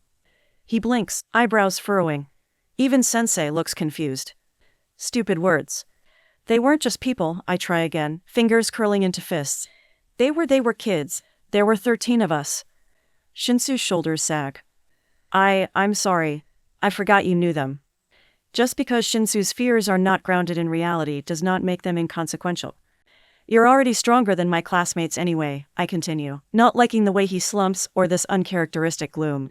It scratches at my insides. You're definitely stronger than Toru at least. All she can do is turn invisible, and she can't even do a pull-up. And when we spar, you're already stronger and faster than me. So that means you're better than Kirishima, Zero, and Sparkles. Sparkles? Shinsu asks, face turning pink. Yeah, the one that likes shiny things and shoots lasers from his stomach. He's got no stamina. You should have seen him run. He prances. So you could easily dodge faster than he can shoot. As long as you're not being stupid. I don't know about Minichin though, she's really flexible. But she also likes to talk a lot, so you'd probably just catch her with your quirk. Actually, all my classmates like to talk a lot, except Todoroki-kun. He'd probably beat you. But I think you'd win against Bakugo. You'd just have to pretend to be Deku or say something mean, and he'd shout himself out. I stop at Sensei's snort, realizing I'm rambling, and blink in surprise at Shinsu's crimson face. At least he doesn't look ready to cry. Are you blushing? Why are you so red? Rin's analysis is not wrong, Sensei intercedes, leaning forward against his fist. You have improved. Which is why you'll be joining Vlad's class tomorrow in 1B. Welcome to the hero program. The dazed look is back, and it's probably a good thing we're sitting. I did it. Yes, Sensei says, that little smile he never shows in class peeking through. You did it, kid. Good job. We don't end up doing much training. Apparently, Shinsu needs to get home to pack, and I'm still not allowed to use my quirk, except my glow, which I think gets on Sensei's nerves. We spar for a while, but without Shinsu it isn't the same. Why didn't you just call him? I ask later that evening after dinner as I curl on my favorite spot on the couch. Shinsu, I mean. All of us got our letters in the mail with that hologram disc. You could have sent one of those. He's my apprentice, Sensei says simply, stretching across the rug to tug a toy for Miska. The kitten chases it enthusiastically, tail waving as she scampers and dives forward. I think that's supposed to mean something. And, I ask, furrowing my eyebrows. And he's done everything I've asked over the last few months. He's worked himself to the point of exhaustion, gone above and beyond, and never complained. I still have no idea why he couldn't call. Sensei sighs loudly and rolls over to stare at the ceiling, shaking his head. When you have something important to say, you say it in person. This was important to him, so I said it in person. But you didn't tell any of us we made it in person, I argue. Not that I really wanted a hero to show up, but I'm sure it was important to everyone else that they made it. If you will recall, I didn't know any of you then, Sensei says dryly. I don't care about what's important to a stranger. Shinsu has worked with me individually every week since the internships. I care about him. What about your students? I ask, sprawling across the couch to stare down at him. Do you care about your students too? His answering stare tells me just how dumb he thinks that question is. What about me? I ask, smiling. Is this going to be a daily thing? He huffs, relinquishing the toy to cross his arms. It doesn't look nearly as severe on the floor. Do you need daily affirmations? Yes, Rin, I care about you. Will you say it again? I ask, rolling off the couch to kneel beside him. Without hesitating, I lean on his CH scent and pluck a few random hairs off. I care? No, I discard the hairs and meet his eyes shyly, pulling at my fingers. Love. He snorts. I love you. My skin blisters into light, and I hide my face in his CH scent when wings unfurl from my back and daisies break out across my arms. He chuckles, his CH scent rocking, and a hand slips through my hair. I peek over my arms to see his eyes shut, looking as peaceful as he does asleep. Sensei? Thank you. The day the students return is less exciting than I anticipated, especially when a band of movers loudly stomp through the dorms delivering furniture at nearly 6 a.m, voices carrying and feet stomping through the halls. It's noisy enough I can hear them even with the pillow over my head. Sensei is not amused. The noise lasts for nearly an hour. I stretch tiredly across the couch, Miska curled on my CH scent, and watch as he moodily moves about, expression dangerous. My fingers slide through the lengthy kitten's fur, eliciting a loud purr that rumbles through my CH scent. How long do you think this will last?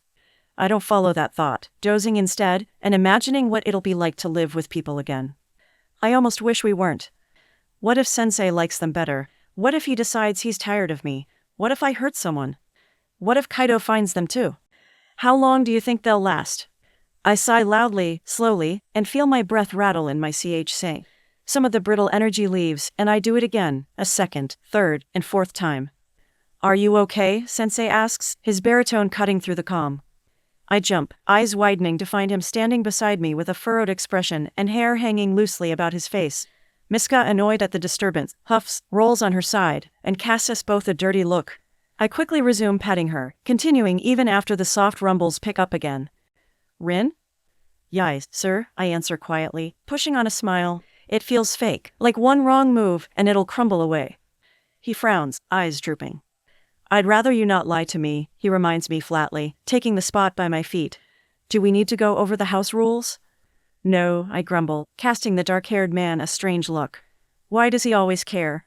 I'm just thinking. About. He raises an eyebrow when I wilt. Things, he repeats. Please, be more vague. I don't want to talk about it. I couldn't tell, he says sarcastically. I frown, but he continues, rubbing his neck with a tired sigh. You told me you'd try Rin. I'm asking you to do that now. Trust me.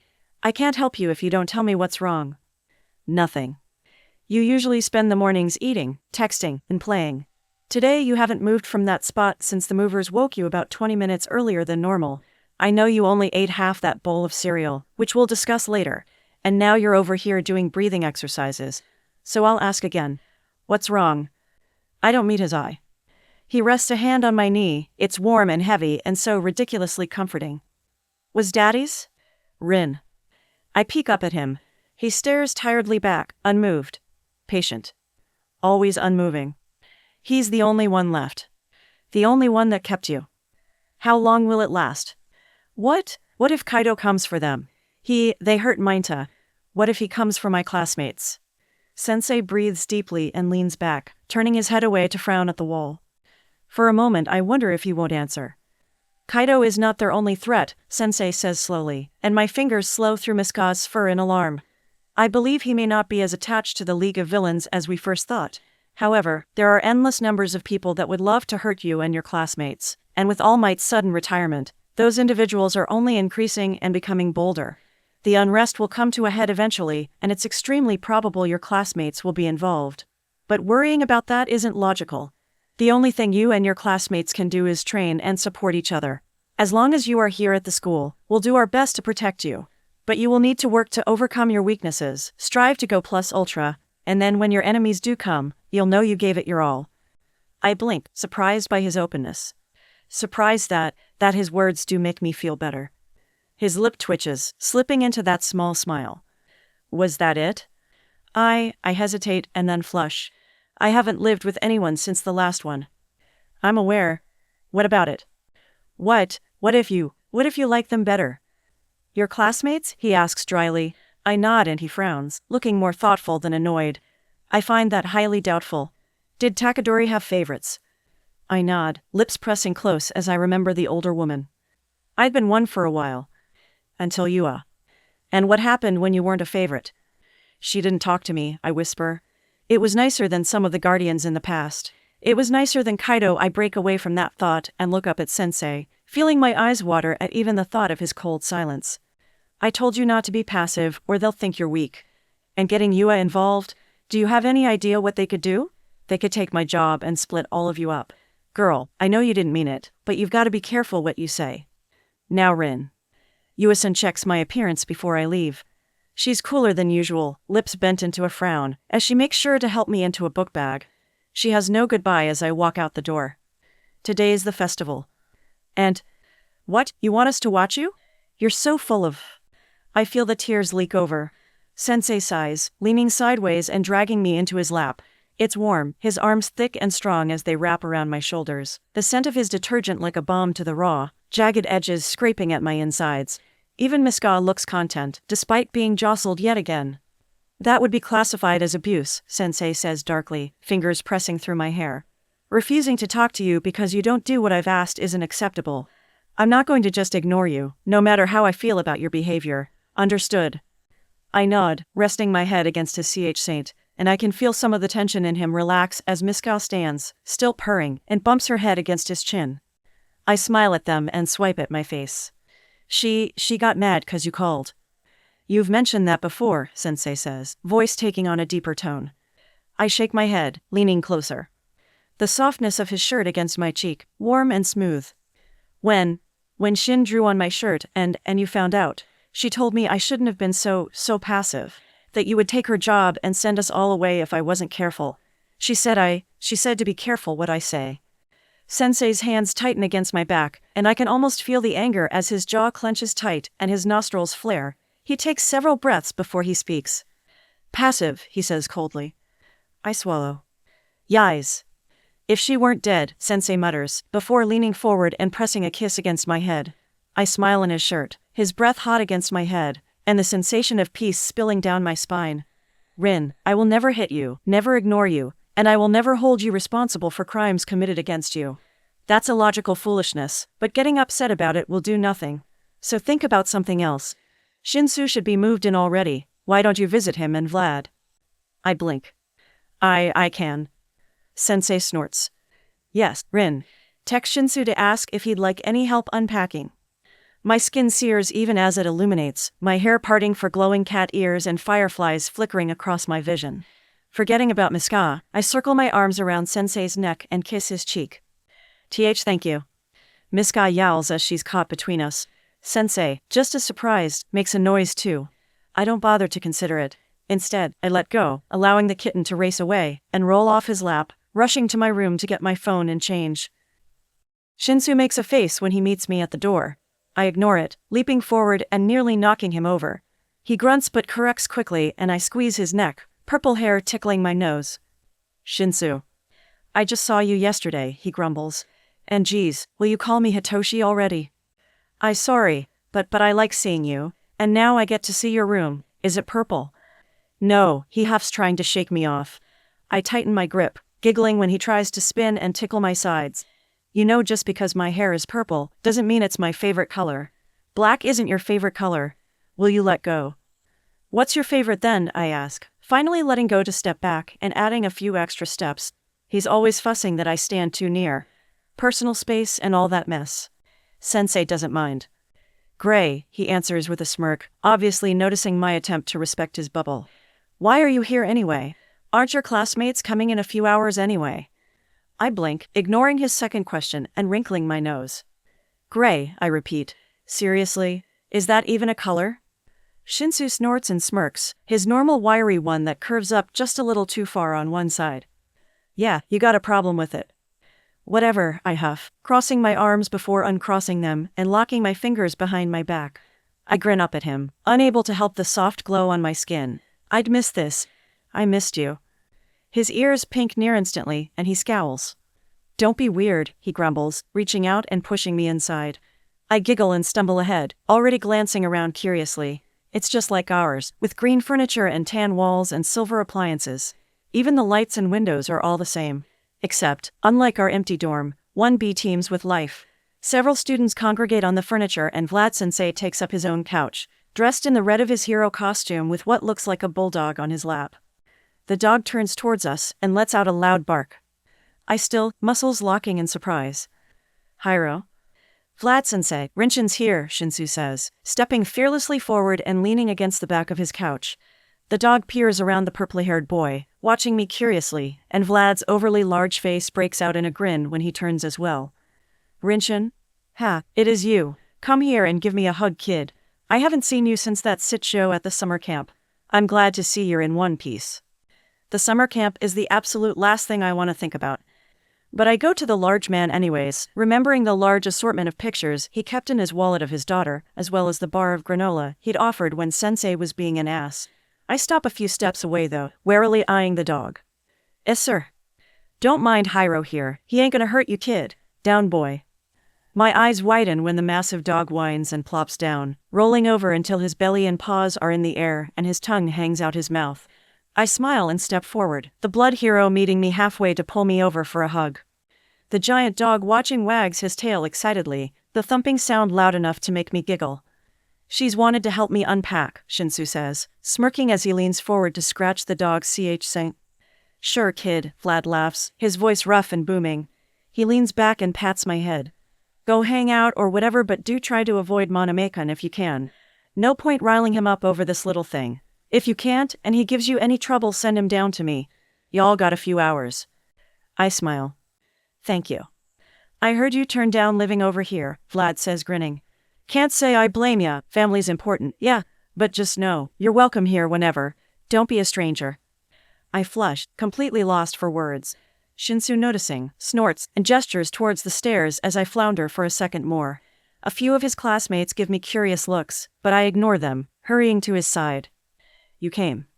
You called? Shinsu's room is on the second floor.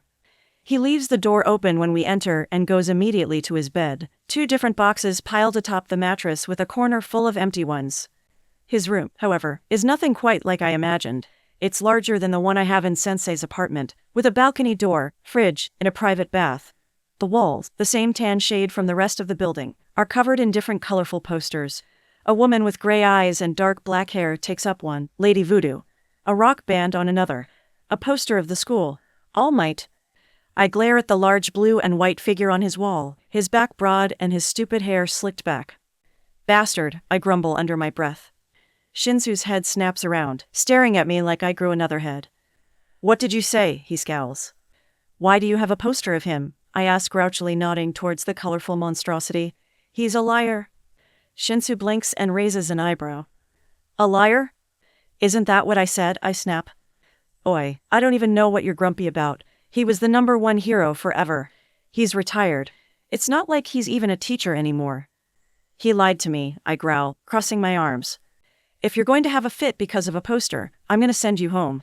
I don't question why you actually, do you even like any heroes? No, I huff, before changing my mind and looking away. I glance curiously at his bike in the corner, the bookshelf full of texts, the weights in the corner, and the large yellow blanket with UA's logo DD across his bed. Well, besides Eraserhead and Present Mike, no. Surprise, surprise, he snorts, pulling out a helmet. Oh yeah, well, who do you like? He spares me a dry glare. They're on my walls, he huffs. I flush, face pinking brightly, and he laughs before turning back to his boxes to unpack. I make a face at his back before shaking my head, watching as he lifts a bicycle helmet from one of the boxes. This feels so surreal. Me being in your room or you being in the hero program, I ask, moving towards his bike to stare at it curiously. I spin the wheel inquisitively and blink when the pedals turn. Both. What are you doing? Is it strong? I ask, moving the pedal backward. Is what strong? He asks, getting rid of one of the boxes and hanging up the helmet. Riding a bike. He stills and I frown at his rather strange expression. You've never ridden? He asks. No, I shrug. I look at him curiously, not understanding the strange sadness on his face. Is that weird? No weirder than sitting on Midoriya's lap, he snarks automatically. I glower. Hey. You asked, he scoffs lightly. I suddenly wish more than ever we were in the clearing. I fight the inexplicable urge to shove him to the ground and dig my knee into his back. Eventually, I return to 1A. Sensei basically demands it, sending me a text nearly 2 hours later, with direct instructions to return. I don't want to, and even consider arguing.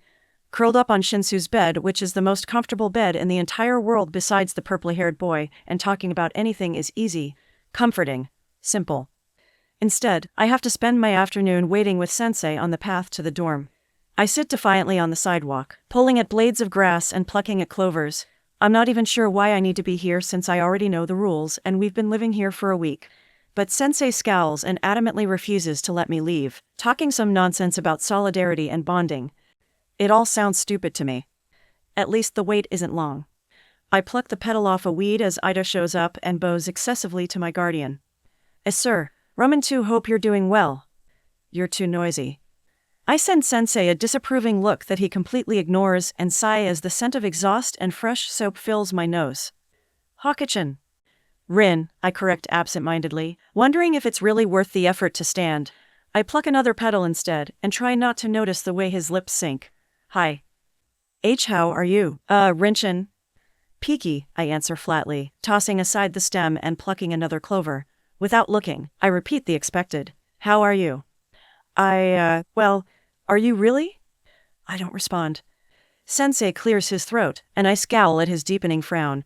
When Ida makes no move to continue the conversation, I give up altogether and just stare moodily out over the grass, letting my chin rest on my knees and my arms on my shins.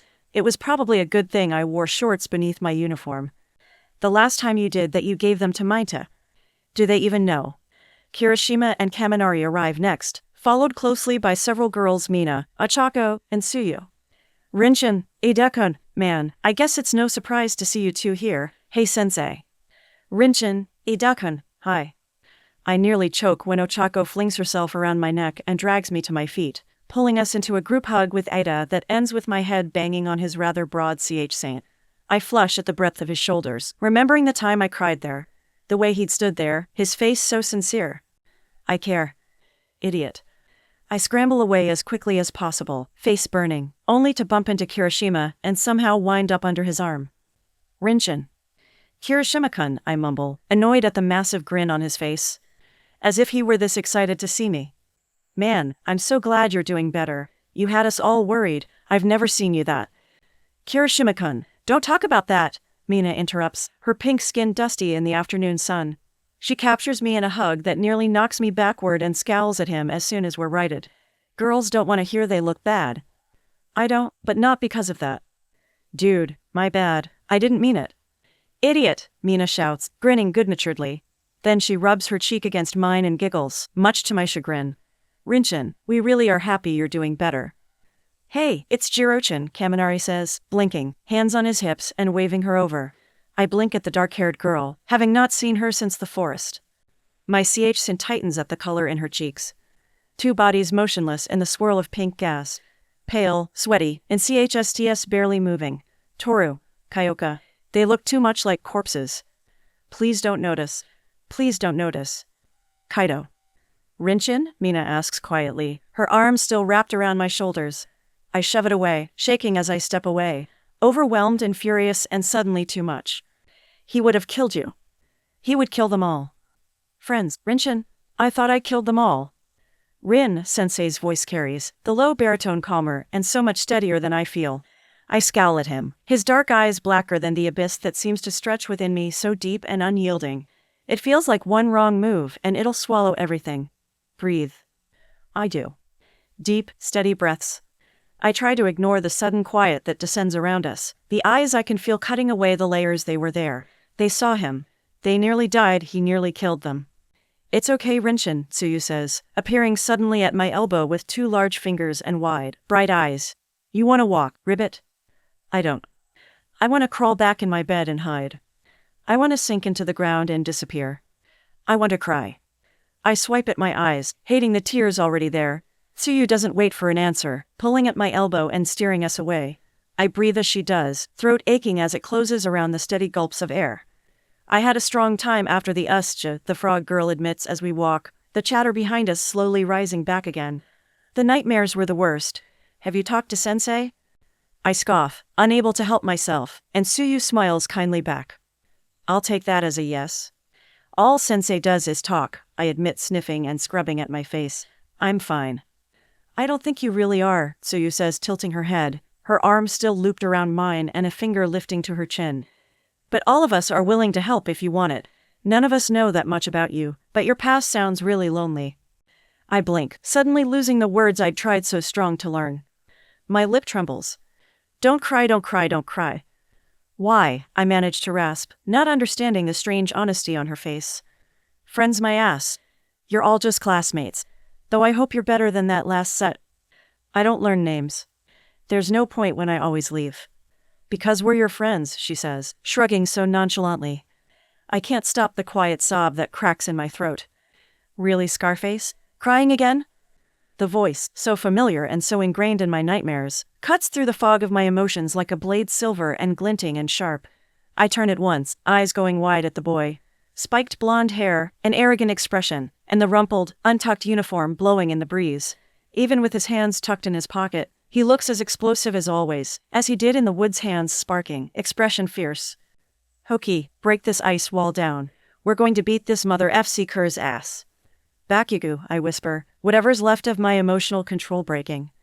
Damn it, Hoki, stop all that FC King crying. You can't be that close if he's trying to put a FC King knife through your throat. Man the FCK up. Bakugu's face. Midoriya's scream.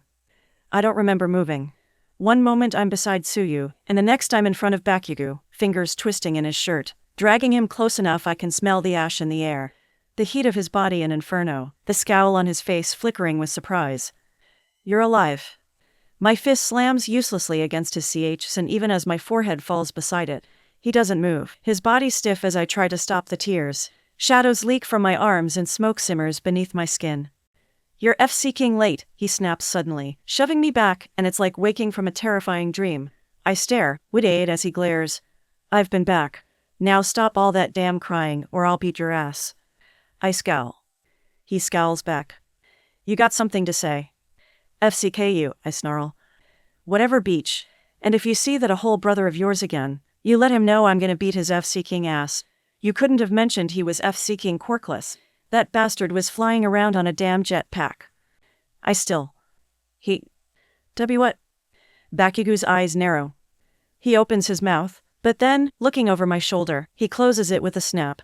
Brushing by with a rather vicious shoulder check, he steps around Tsuyu still standing quietly a few steps away, to go move beside Red. Sensei catches my eye, lips thin, and I frown, more confused than hurt. That bastard was flying around on a damn jetpack. What? Sensei chastises the class. I don't listen, Bakugu's words still haunting my mind, so I completely miss the humor in Kaminari's ridiculousness. Instead, I wander around in half a daze, lounging on the living room couch as I'd watched Vlad do in 1B as Sensei disappears into his room. You okay, Rinshin? I frown at the redundant question and look up to find Momo smiling nervously back. You mind if I sit here? I shrug and move over, offering her a cushion and blink when Ciro comes over as well, taking up an opposite one and leaning back. The new guy, the same one from the file, glances towards us before disappearing back towards his room. I try not to glare. It should be mine to. Rinshin. I'm thinking, I tell her grumpily, crossing my arms and wondering why I didn't just retreat to Sensei's living room. About what? Cyril whines, wrinkling his nose. You've been doing that all afternoon. Rinshin, you gotta cheer up. You look miserable. Tail, having heard, leans against the back of the couch and nods, his lips perking in what I think is supposed to be a kind smile. I sigh and lean forward, wrapping my arm around my knees to stare at both of them hollowly. How about a room decorating contest? Achako asks, dancing forward to grin at us. I frown, eyebrows furrowing, at the general excitement that spreads through the room. Oh, that sounds like fun, right, Rinshin? Momo squeals. I shrug, curious but unwilling to admit it with so many eyes. A commotion follows that involves what I think is Ochako and Toru forcing their way into Takoyami's room. I don't enter, though Momo does manage to drag me over, and I dark shadow warily. But with the first one seen, I seem stuck on the tour, locked between either Mina or Momo, or strangely enough Kaminari or Ciro. Midoriya's room is next. It's an atrocity. The sight of so much All Might literally makes me smoke, and the green-haired boy looks terrified when I turn my glare on his bedsheets and posters. Someone doesn't like All Might, Kaminari sings under his breath, laughing while the girls poke at the ridiculous number of collectibles. He's a F-seeking liar, I growl, glaring at Midoriya to contradict me. The green-haired boy swallows, and I know he knew. It wasn't my secret. And yet everyone but me knew it. Thankfully, the group moves on soon after. Sparkle's room is a disaster. It feels like my glowing quirk on steroids. Kaminari looks like what I imagine Sensei's room would if he actually liked things mismatched and bland. Kirishima has a den of manliness or whatever that means and seems more like a gym with a bed than an actual bedroom. Todoroki and Ciro's rooms are traditional, and the only normal person in our group seems to be Tails. What about your room, Rinshin? Mina asks, leaning on my shoulder as we finish up the floor. What about it? I ask suspiciously. You should show us, Toru giggles, her clothes swaying in excitement. I live with Sensei, I shrug, ignoring the shocked stares and untangling myself from the pink girl. Actually, it's probably time for dinner. I should go. Wait, still? Kaminari asks, eyes going wide. But didn't you want your own room? No, I say honestly. I'd rather stay with him. He's my family now. A hush falls over the students, and I immediately regret my words. Shoving on a sloppy smile, I bow quickly and disengage. Thanks, but I should go. Good night. I don't wait for their replies. Sensei sighs when I all but throw myself in our apartment, closing and locking the door behind me. I lean against the closed door and breathe, feeling all of the agitations leave the moment Miss Ga wraps around my feet. I scoop her in my arms and flush when I catch Sensei's rather dour expression. "Why are you so dramatic?" he asks in his most pewed-upon voice. "Why are my classmates so touchy?" I hammer back.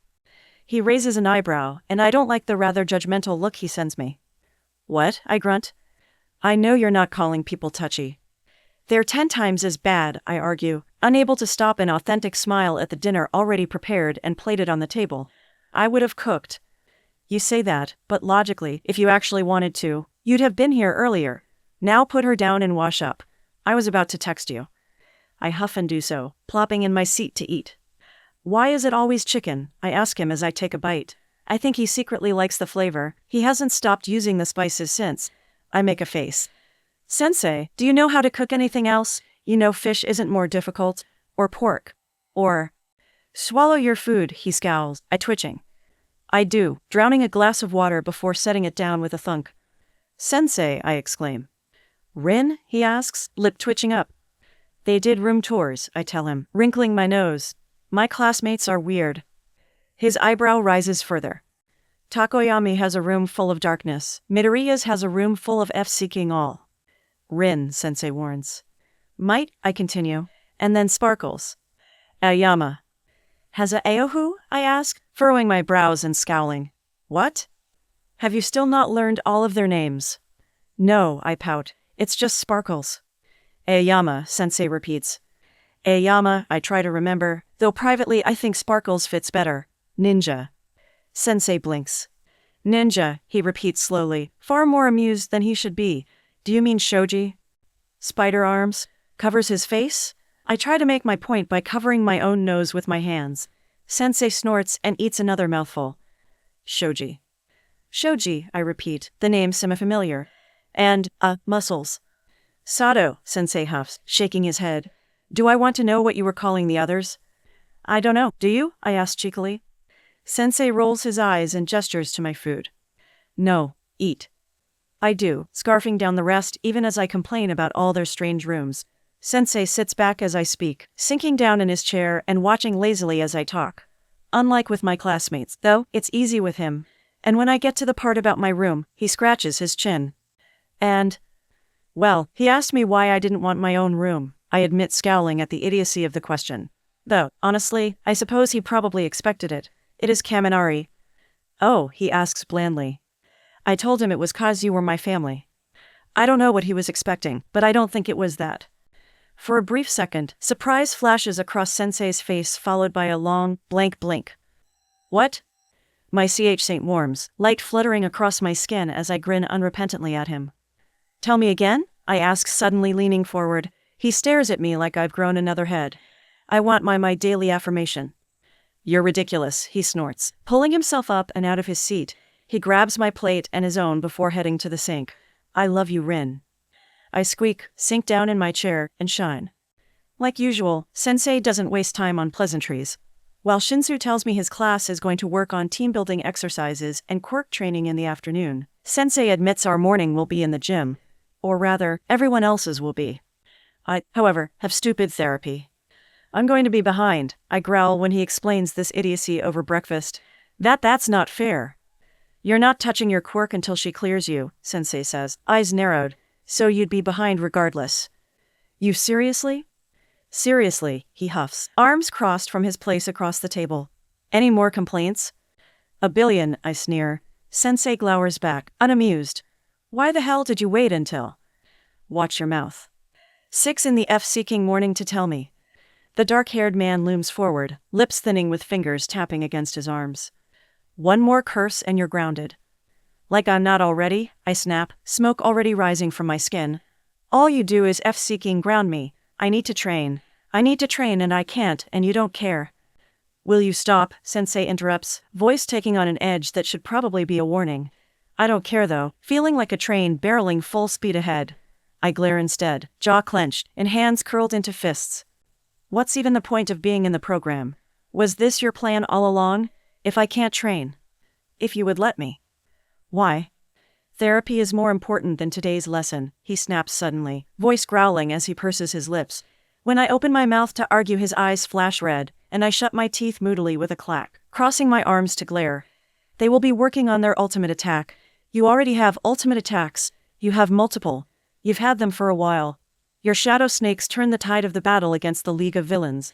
You manifested a 30-foot-tall monster this summer and decimated multiple acres of land. Being destructive isn't something you need to work on, and dragging out your fears in front of your classmates didn't work well the first time. Unless you want to attempt that fiasco again.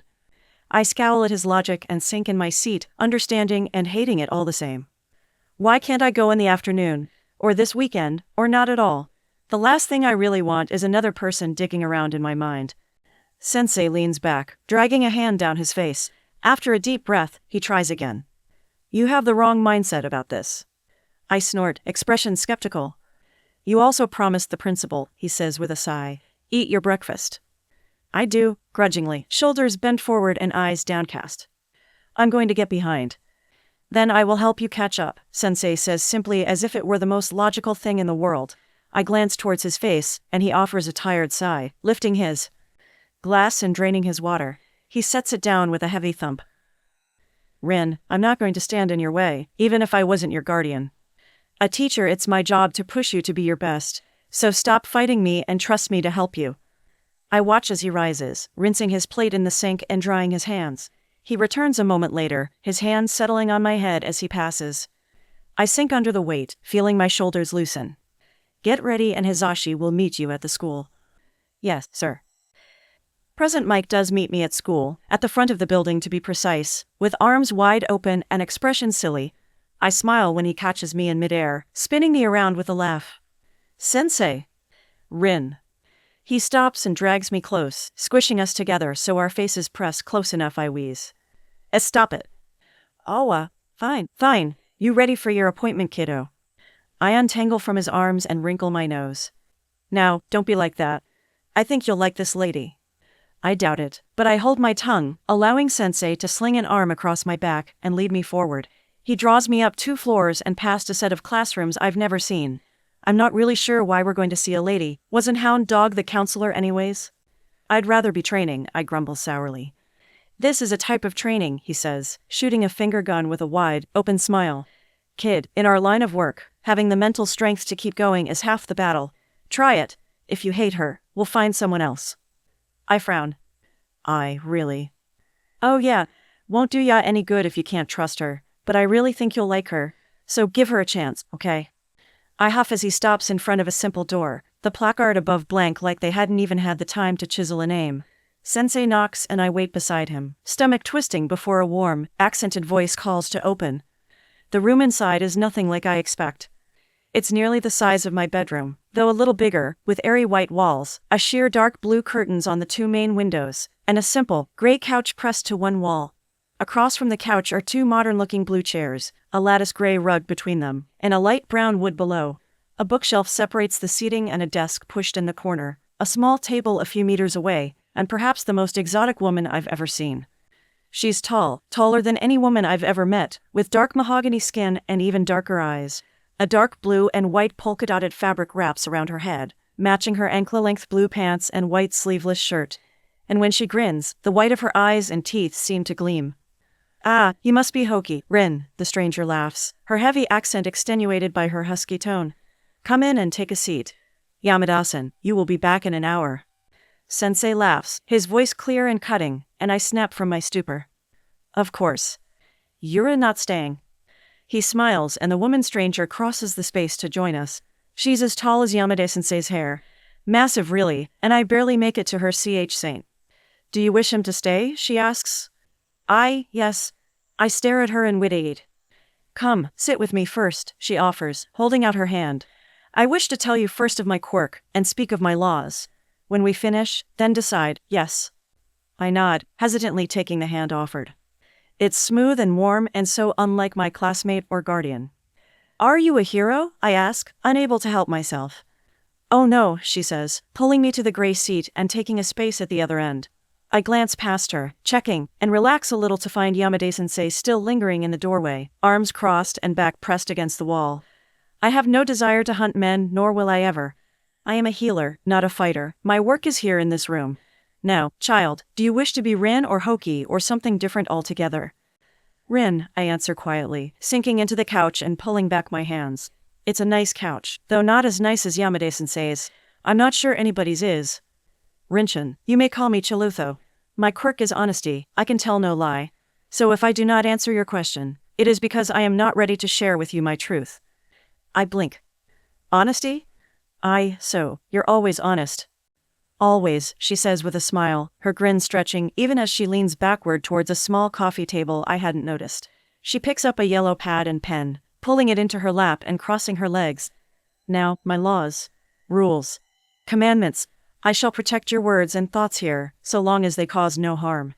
However, should I think you or anyone else in danger, only then will I reveal the things we speak of. And then, it will be only what is necessary to get you help. Do you understand that? I nod, eyes widening as the woman pauses to let the words sink in. This means, you are safe here. I will listen and guide you. Now, shall we begin? Tell me why you are here. I blink. I have to be, I offer, looking at her oddly. Do you? The woman asks, eyebrows furrowing. Forced therapy will do no good. You must be willing to work. If that is all, you may leave. I blink again. What? You may go. I do not waste my time on the unwilling. If you wish to change, stay, by all means, but otherwise this is pointless. I don't move, and when the woman raises her eyebrow, I steadily keep my seat. Answer again then. What do you want from me? I frown. I don't know. Very well, the tall woman says, nodding. We will start there. Close your eyes. Imagine for yourself you as an adult, grown and fully trained. A hero. Tell me who you are. Tell me what are you doing. This is the strangest conversation I think I've ever had. I close my eyes anyway, not willing to give up, and trying to push aside the strange itch that settles beneath my skin and inside my saint. What I'd look like as an adult. I don't know. I've never thought. Well, think about it now. I swallow.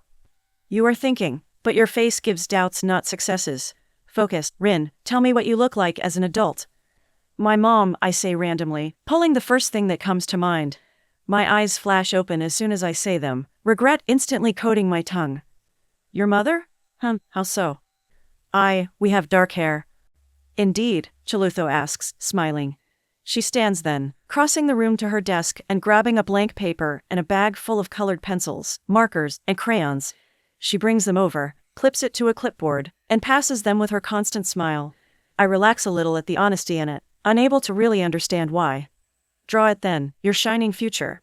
When you cannot speak the words you mean, drawing them is sometimes enough. Now you work while I speak to Yamada-san. I watch as the tall, giantess of a woman move to Sensei's side, and when both of them looking knowingly at me, I duck my head and start to work. But it's strong. I have no idea what I'd look like as an adult. I start simply, long legs and little eyes. I don't know what I'd wear, so I work on the hair. A braid. But that seems wrong. Mama never wore a braid. In fact, none of the women I know did. Theirs was always free, open, and I draw the hair free as well, stopping at my back and then a nose and mouth. The outfit, I guess, should be my hero outfit. But this is supposed to be what I want, not what I am. And I don't want to be the girl that made it. I don't want to cry or be weak or... I erase it all, eyes narrowing as I focus back on the picture. I change it all, erasing the eyes to glare, the lips to smirk, and the hair. I draw the hair flaring around my head, remembering the way my shadows would move it to stick up. The rest comes easier after. My costume changes too. What's your best asset? Baggy pants covered in pockets, a simple tank top to expose my wings and flames, and scars. I draw them on too, the sharp lines that cut my forearms and dot my saint and neck. I hate them. I shade them in immediately, drawing my best rendition of combat boots and... Rin, I'm afraid we're going to have to finish up soon. Your hour is nearly up, interrupts Chilutho as the tall, Amazonian woman comes to sit beside me. What have you made? I show her reluctantly and she nods, eyes sweeping across the page. You covered the scars? I twitch, looking at her oddly, and she smiles, that patient grin she's worn most of the session back on her face. Yais. Noteworthy. It's quite different from your old costume. Why do you think that is? I frown down at the paper, taking in the disproportioned drawing and the various different pieces. I don't want to be her anymore. Then you have homework, Chilutho says in her steady accent, snapping her fingers with one hand even as the other grasps her knee. To grow, you must have goals. Each day, I would like you to dream of things, no matter how outlandish, and record them each night. Do you wish to fly? Write it down. Do you wish to go bowling? Create your list. Try a new recipe, learn a new move, develop a new skill. There is no limit. It is not the quantity that matters, but the quality of these dreams. Find things important to you, that is what matters. I blink. Okay. Good. We will meet again Monday. You did well today, Rinshin. I still, recognizing the dismissal but ignoring it. You're not touching your quirk until she clears you. Ma'am, sensei, my sensei won't let me use my shadows without your permission. I am aware. We can speak on it on Monday, the woman says, nodding. I frown. But I can't train without it, I continue, still not standing. She frowns then too, leaning back a little and rubbing at her chin. You have 3 parts to your quirk, yes? Fear, anger, and joy? I nod, and she flips over her sheet, humming. I will approve training and joy today. We may speak Monday on including another, but that is all I will approve for now. It's not what I want to hear, and she seems to know it. She stands then, gathering her things and returning them to her desk.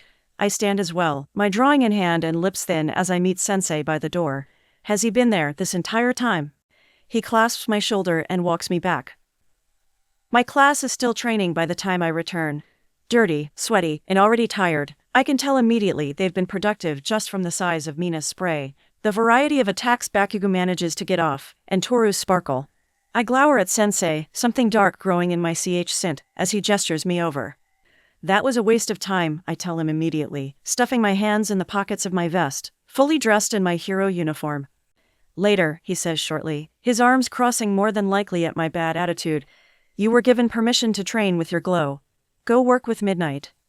I sigh and shake the drawing in his direction, unsurprised when he half-heartedly grabs it and places it in his stack. What is this? He asks, raising an eyebrow even as his eyes scan the page. I roll my eyes. Later, Sensei, I repeat, stripping off my vest. Can you cut my back? Excuse me. I snort at his scandalized look and turn, presenting him the solid fabric of my spine. Sensei, for my wings. You know, since I can't train anything else. He groans, bends down, and drops his clipboard to the ground with a clatter. A moment later he rises and sticks 2 fingers in the back of my collar. It pulls taut at my throat, the roughness of his calluses strange on the soft skin. Don't move. After practice, you need to see Power Loader. You need a costume redesign. No sit. I open my mouth to say something, but a cold tip slips against my back followed by a sudden chill. The distinct sound of ripping fills the air. I nearly squeak when a moment later his fingers move, and I hear several clicks followed by sudden heat. Sen. Don't move, he repeats, sharper this time as the same feeling is repeated again. I'm sealing the seams, so your uniform doesn't unravel from the tear. I'm nearly done. There. I twist immediately, blinking at the lighter in hand and, watching him shove it back into a pocket, he stares down with half-bored eyes. Midnight, now. I smile, unable to help myself despite my annoyance at his restrictions. Fine. Thanks, Sensei. He snorts, and I climb some weird piles of rubble and a ramp of cement to join my aunt. Oh, baby girl, decided to join us now, have you? I give her a flat stare that only makes her smile grow. She throws her hair behind her shoulder with a laugh. Well, what have we got to work with today? I saw that guardian of yours cutting up your uniform. Do I want to know how you convinced him of that? Especially when we got those damn taco cats last time over a little skin. I shrug and drop my vest on the ground. My wings would have choked me otherwise. He wasn't happy last time when I took off my shirt. Aunt Nimuri blinks, shocked for a moment, before breaking out in loud guffaws. I sigh, annoyed, and glance in Sensei's direction, wondering why he stuck me with her of all people. He stares back, I twitching. You. Auntie, can we get started?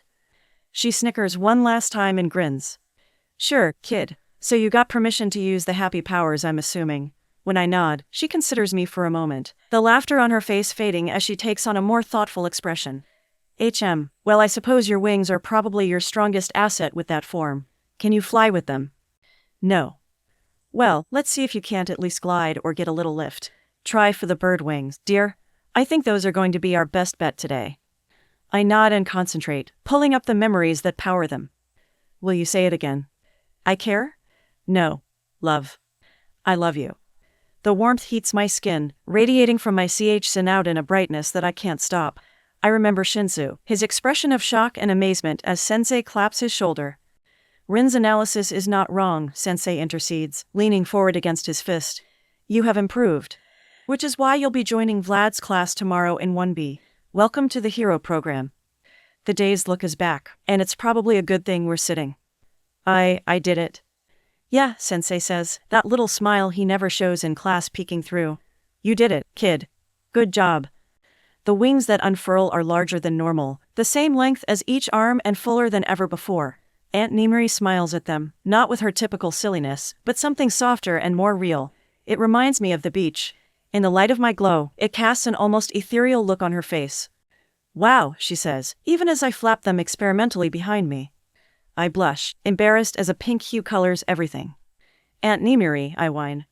Sorry, all right, so let's work on these. Why don't we see how strong they are? See if you can pump them enough to get up off the ground. I do, attention split as I try to keep their shape as wings, and not think about kisses against my head or fingers in my hair or hugs and soft whispered words. The wings flap all out of rhythm, each at different times, or all together in strange tempos. Midnight finds it all hilarious. Stop laughing, I huff when the wings lift me a few centimeters only to forget to keep flapping and stumble back. It doesn't help that I have to focus on happy thoughts instead of frustrated ones, or they disappear. They'd already shrunk to my forearms. All right, let's pause that idea then. Can you make them larger again? I sigh and concentrate, searching for more memories to build them up. Sensei braiding my hair. Midnight's hug at the beach. Lying in Shinsu's dorm bed, content and free. Yamade-sensei's expression in the bed as I stutter through my question. Aizawa-sensei says we're a family. You're family too though, right? Yes, Rinchin. We're family too. Rin, you are my daughter. I'm not interested in replacing your parents or taking up some arbitrary title, but when I agreed to become your guardian, I agreed to raise you. So yes, I love you. They grow again, expanding further and adding more weight. I blink in surprise at the sheer size of them, a good hand past my fingertips, and almost brighter than before. All right, dear, go ahead and spread 'em out. Let's see how well you glide. I blink, spreading my wings automatically. Glide. I cut off with a scream as she pushes me off the edge. I shriek loudly, wings flapping uselessly at my back as the world spins around me. I most definitely do not glide. Instead, I plummet in a flurry of quickly disappearing wings nearly 20 feet into the pavement. I brace myself for impact, my hands coming to my face, only for a pair of arms to catch me instead. I slam into a St. Green filling my vision, and my stomach rolls to my throat. Hoki-chan, are you okay? I nearly vomit. I try to ignore Midoriya's freckled face angled down, the way his eyes fill with concern. I groan instead. I clutch at his shirt to catch my breath, waiting for the world to right itself. Hoki-chan? Sorry, love. Guess that's a negative on the gliding. Midnight. I smile queasily when Sensei's voice cracks across the room. Midoriya, still holding me, jumps with aid, his rather scarred hands still locked on my shoulder and knees. That's a lot of scars. Has he always had them? Midoriya, Sensei says, taking charge immediately. Good catch. Now put her down and return to your training. Midnight, do not push students off ledges. Recovery girl isn't here to mend broken necks. I frown as Midoriya sets me gently on my feet, his hand lingering on my shoulder as worried green eyes stare. Aunt Nimiri, still on the platform, snorts and jumps down. I have no idea how her knees don't rattle from the impact. Eraser, Ectoplasm had a clone right under us.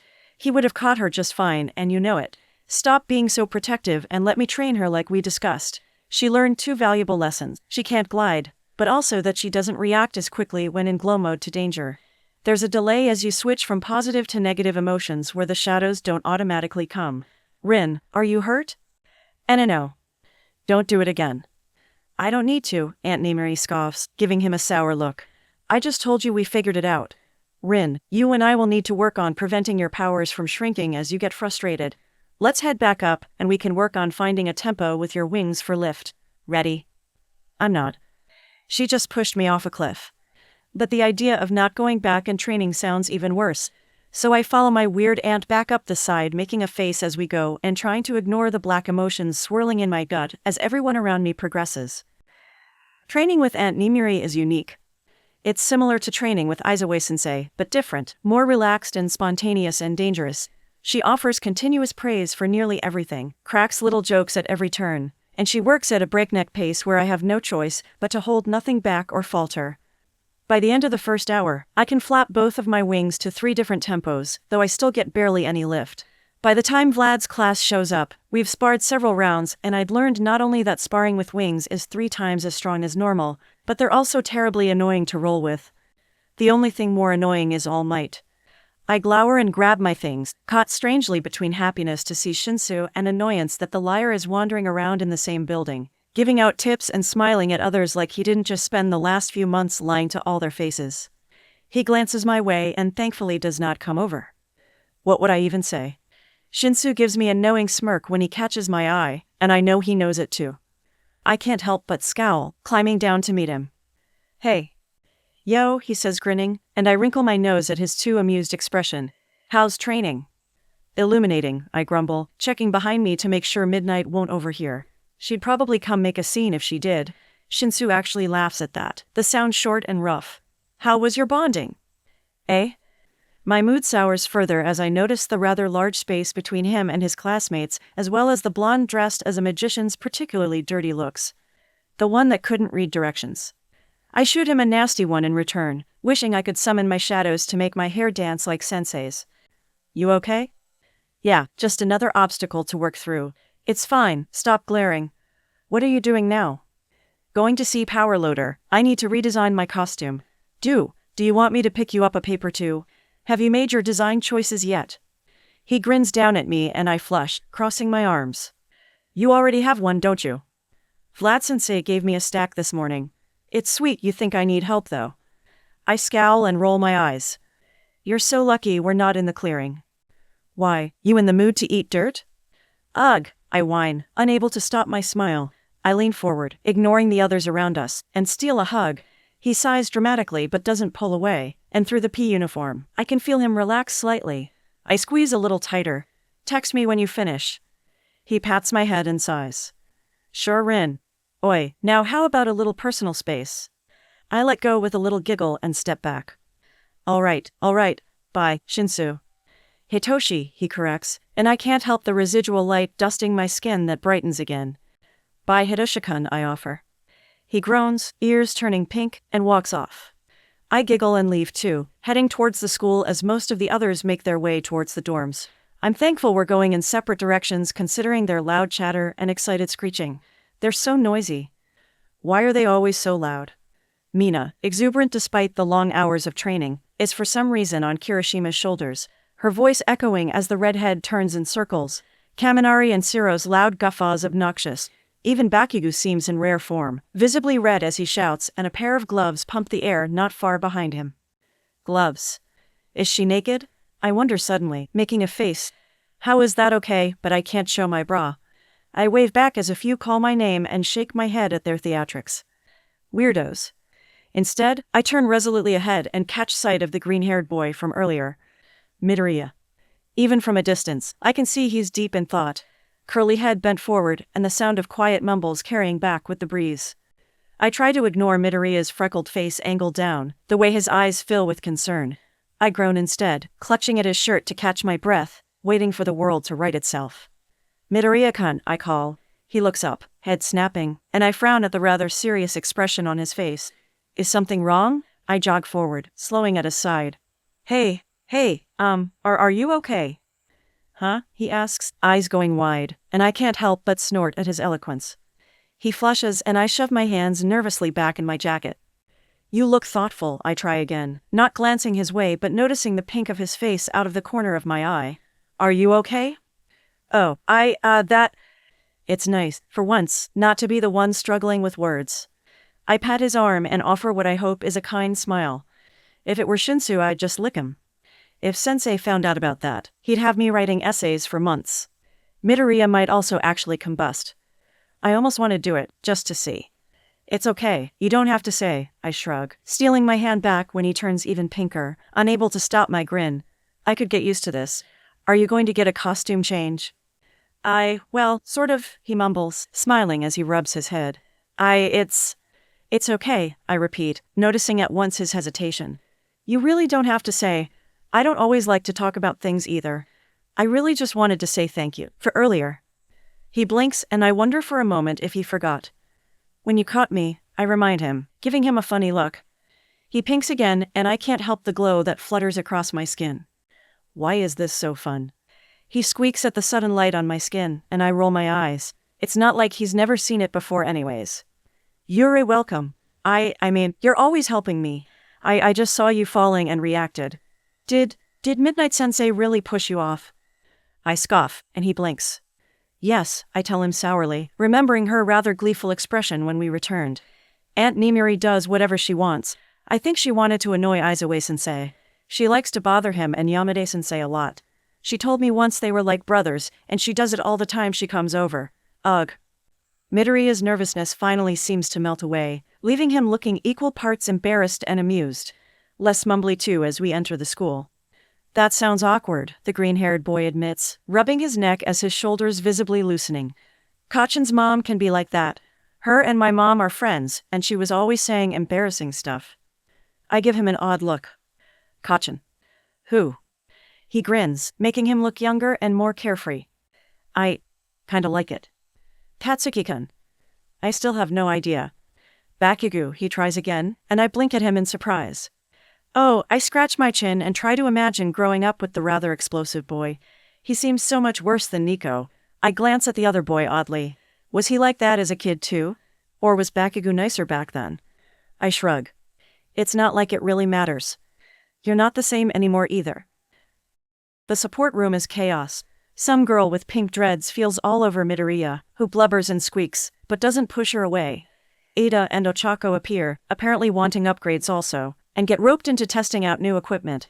And for some reason Power Loader, the head of this department, doesn't feel the need to wear a shirt. How is that okay for everyone but me? I take the new costume forms and beat a hasty retreat, not liking the way the constant explosions put my teeth on edge.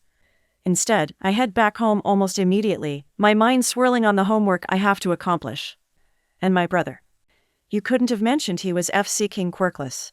I believe he may not be as attached to the League of Villains as we first thought. Then why? Why was he at the Ust at all? Why hunt for me? He'd known where I lived all along. Why hadn't he just gone straight there? I enter the dorm and pass the boisterous students on my way to Sensei's apartment, eyes downcast as I stare at the blank costume paper. So many whys. Rin? I look up as I enter and frown at Sensei's surprised face, the table covered in his paperwork. I blink. Sir? That took less time than I expected. I only needed a paper, I remind him flatly, closing the door behind me. I click the lock closed and head towards my room, already shrugging off my pea-shirt. It's disgusting, covered in thick layers of dust and sweat. I toss it on my bedroom floor before returning and leaning against my chair. Wearing a simple tank top, I glance down and frown. Sensei, how come everybody else gets to be shirtless except me? Sensei coughs and I raise my eyebrow at his immediate scowl. Excuse me. You let Toru walk around in shoes and gloves, I state blandly. Because really, how was that even fair? She's naked. She's invisible. And Power Loader? I ask grouchily. He's shirtless and nobody has anything to say about that. Rin, Sensei huffs, I twitching and clearly done with this topic. You're not going topless. There are restrictions on how much skin a female can show, and that's illegal. If you have a problem with it, take it up with Nimiri, it's probably her fault anyway. Now, why are you so grumpy? I sigh and set down the paper, dropping it in his chaos of paperwork, and stepping away. Leaning backward over the couch, I topple over, feet bent across the arm. Sensei makes a noise, grumbling as he removes the paper from his piles before standing. He heads towards the kitchen, I can only assume to start lunch. I can't use my quirk until Monday. And, you haven't used it in weeks. Midnight pushed me off a cliff. You were fine when you left, what is this actually about? I groan and stretch and sigh. Miss Ka, curled in the cat tower, yawns back. I make a face. I can't stop thinking about Kaido. I have all these thoughts and I have all these questions. How are you supposed to get answers from a villain that keeps trying to cut off my head? What do? Mail him a letter? Hey Kaido, I know you've gone crazy, but could you, I don't know, explain why? It sounds even more ridiculous saying it out loud. Sensei snorts, pulling out the rice cooker and a skillet. You could try addressing it to the League of Villains. I glare in his direction. You're not funny. He cracks a smile, already pulling out the rice and frozen packet of veggies. Were you being serious? If the police were only able to solve crimes with direct statements from the perpetrators, the judicial system would be a non-functioning mess. More so than usual. That's why they have files, Rin. The police and heroes work together in teams to compile a list of relevant material, working together to use logic and rationality to solve it. I don't know what I was expecting. It certainly wasn't that. A file. Sensei's eye twitches, and he levels me with a look that is entirely unamused. Yes, Rin, a file. We went over this the first week of school. I know I went over it then. He narrows his eyes in a sharp stare. I blush. Yeah, I whine, sitting up quickly. And, everyone has one? He sighs, head falling forward as he massages the bridge of his nose. Rude. Yes, everyone has a file. All of them are classified and can only be accessed by individuals with the correct clearance. I sit up fully on the couch, heart suddenly hammering in my ch. Did that mean? Could the answers? It couldn't be that simple, could it? Oh, I manage, mouth suddenly dry. And who has clearance? Sensei pauses, before setting down the freshly opened bag of veggies and stepping away. In several quiet steps in front of the couch, expression carefully bored. Rin, he says, pausing to squat in front of me. Your brother is an active serial killer. I know you have questions, I know you want to understand why, and I understand your need for closure, but this obsession with him is not the answer. The police have already assembled a team of heroes working, even as we speak, to bring your brother to justice. He's not your responsibility. Focus on your own problems. I open my mouth, fully prepared to argue that he's my brother. That absolutely makes him my problem. But something stops me. Maybe it's the look in his eye. Maybe it's that hidden folder, stuffed away in his closet. Pronounced dead February 23rd. Probable cause, heart attack. I don't. Like the licensing exam, I ask instead, shoulders sagging as I slowly meeting his eye. He tilts his head slightly before nodding. Yes, he says, and reaching out, taps his fingers across my knee. If you're truly serious about being a hero, you need to focus on studying and preparing. The provisional licensing exam is a major obstacle towards being able to do actual, legal hero work. You'll be competing against every hero school across the country. Yes, sir. Sensei sighs heavily. Come on, you can help me season the food, and then go spend some time with your peers. After lunch, Sensei does exactly what he promised, and kicks me out to the lobby in what he claims as time to bond with my peers. Somehow, I doubt Vlad's version was quite so open-ended. I sigh, but do it anyway, annoyed that he won't let me just hang out in my room. Of course not, that would be too easy. And of course, my classmates notice the moment I creep into a corner. They're like flies. And they start buzzing curiously closer. Ooh, Rinchin, what you doin'? Toru asks excitedly, her shorts and t-shirt wiggling as she dances over. Reading, I grumble, cell phone out and the article about Kaido still visible on my screen. Silently, I wonder why she's even here. Doesn't she have something to do? About stuff. I glower when she huffs, pressing back and scrolling through the other search results. Asp unmasked. Quirkless villain or terrorist. Japan's top quirkless criminals. I think she crosses her arms, but it's strong to tell since they're, invisible. But when she doesn't take the hint and her clothes just sort of lingers, I pause and cast her a dry stare. Yes. Kaminari, nearby, snickers and wanders over. Hey, Rinchin, finally being social. No, I scowl, clicking on the terrorist article only to click away quickly when it turns out to be a social media site. Wasn't there a polite version of go away? I'm busy.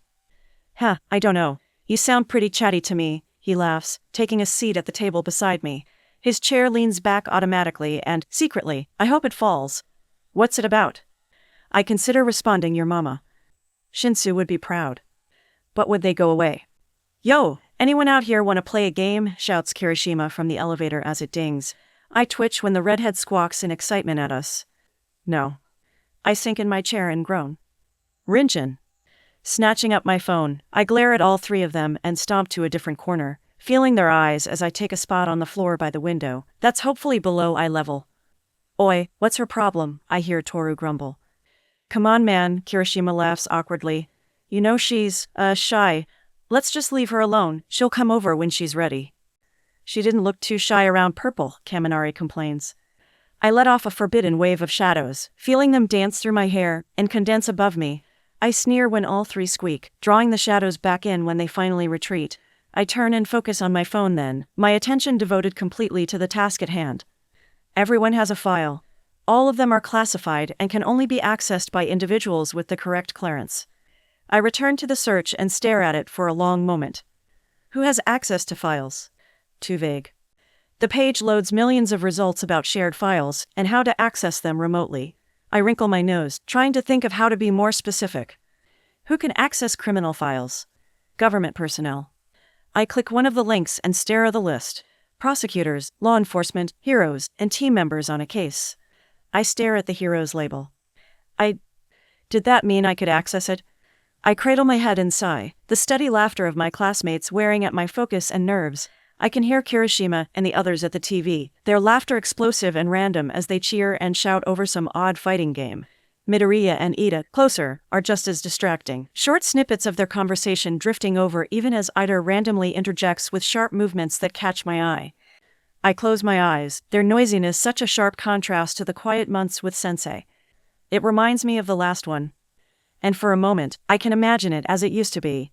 My classmates' voices swallowed in the memories of my housemates. Yuisan's sour voice cutting through the chaos, Kaguranichan's livid shouts, the smell of mildew in my sheets, the roughness of Nico's trunks at my neck. I frown, tears growing under my eyelids, as the ghost of Shin's voice echoes in my ear. What, you want us to watch you? You're so full of... I can still remember those last days, with Yuisan ignoring me fully and Nico's constant ment. That stupid video from the sports festival on constant repeat, and Nico's obnoxious shouts of nightmare. Hero? That's no hero. Shut up, I snarl, rolling over onto my back and glaring at the ceiling.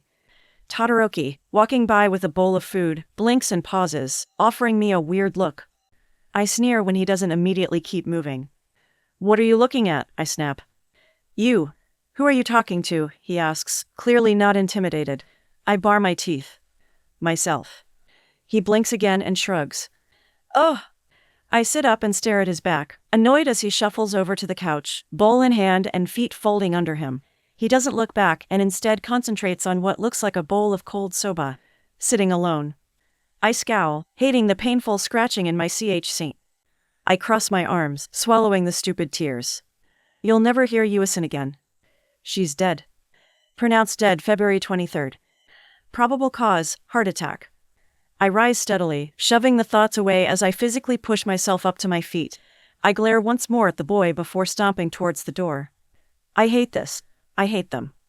I don't need any stupid classmates. I don't need anyone. I never have before.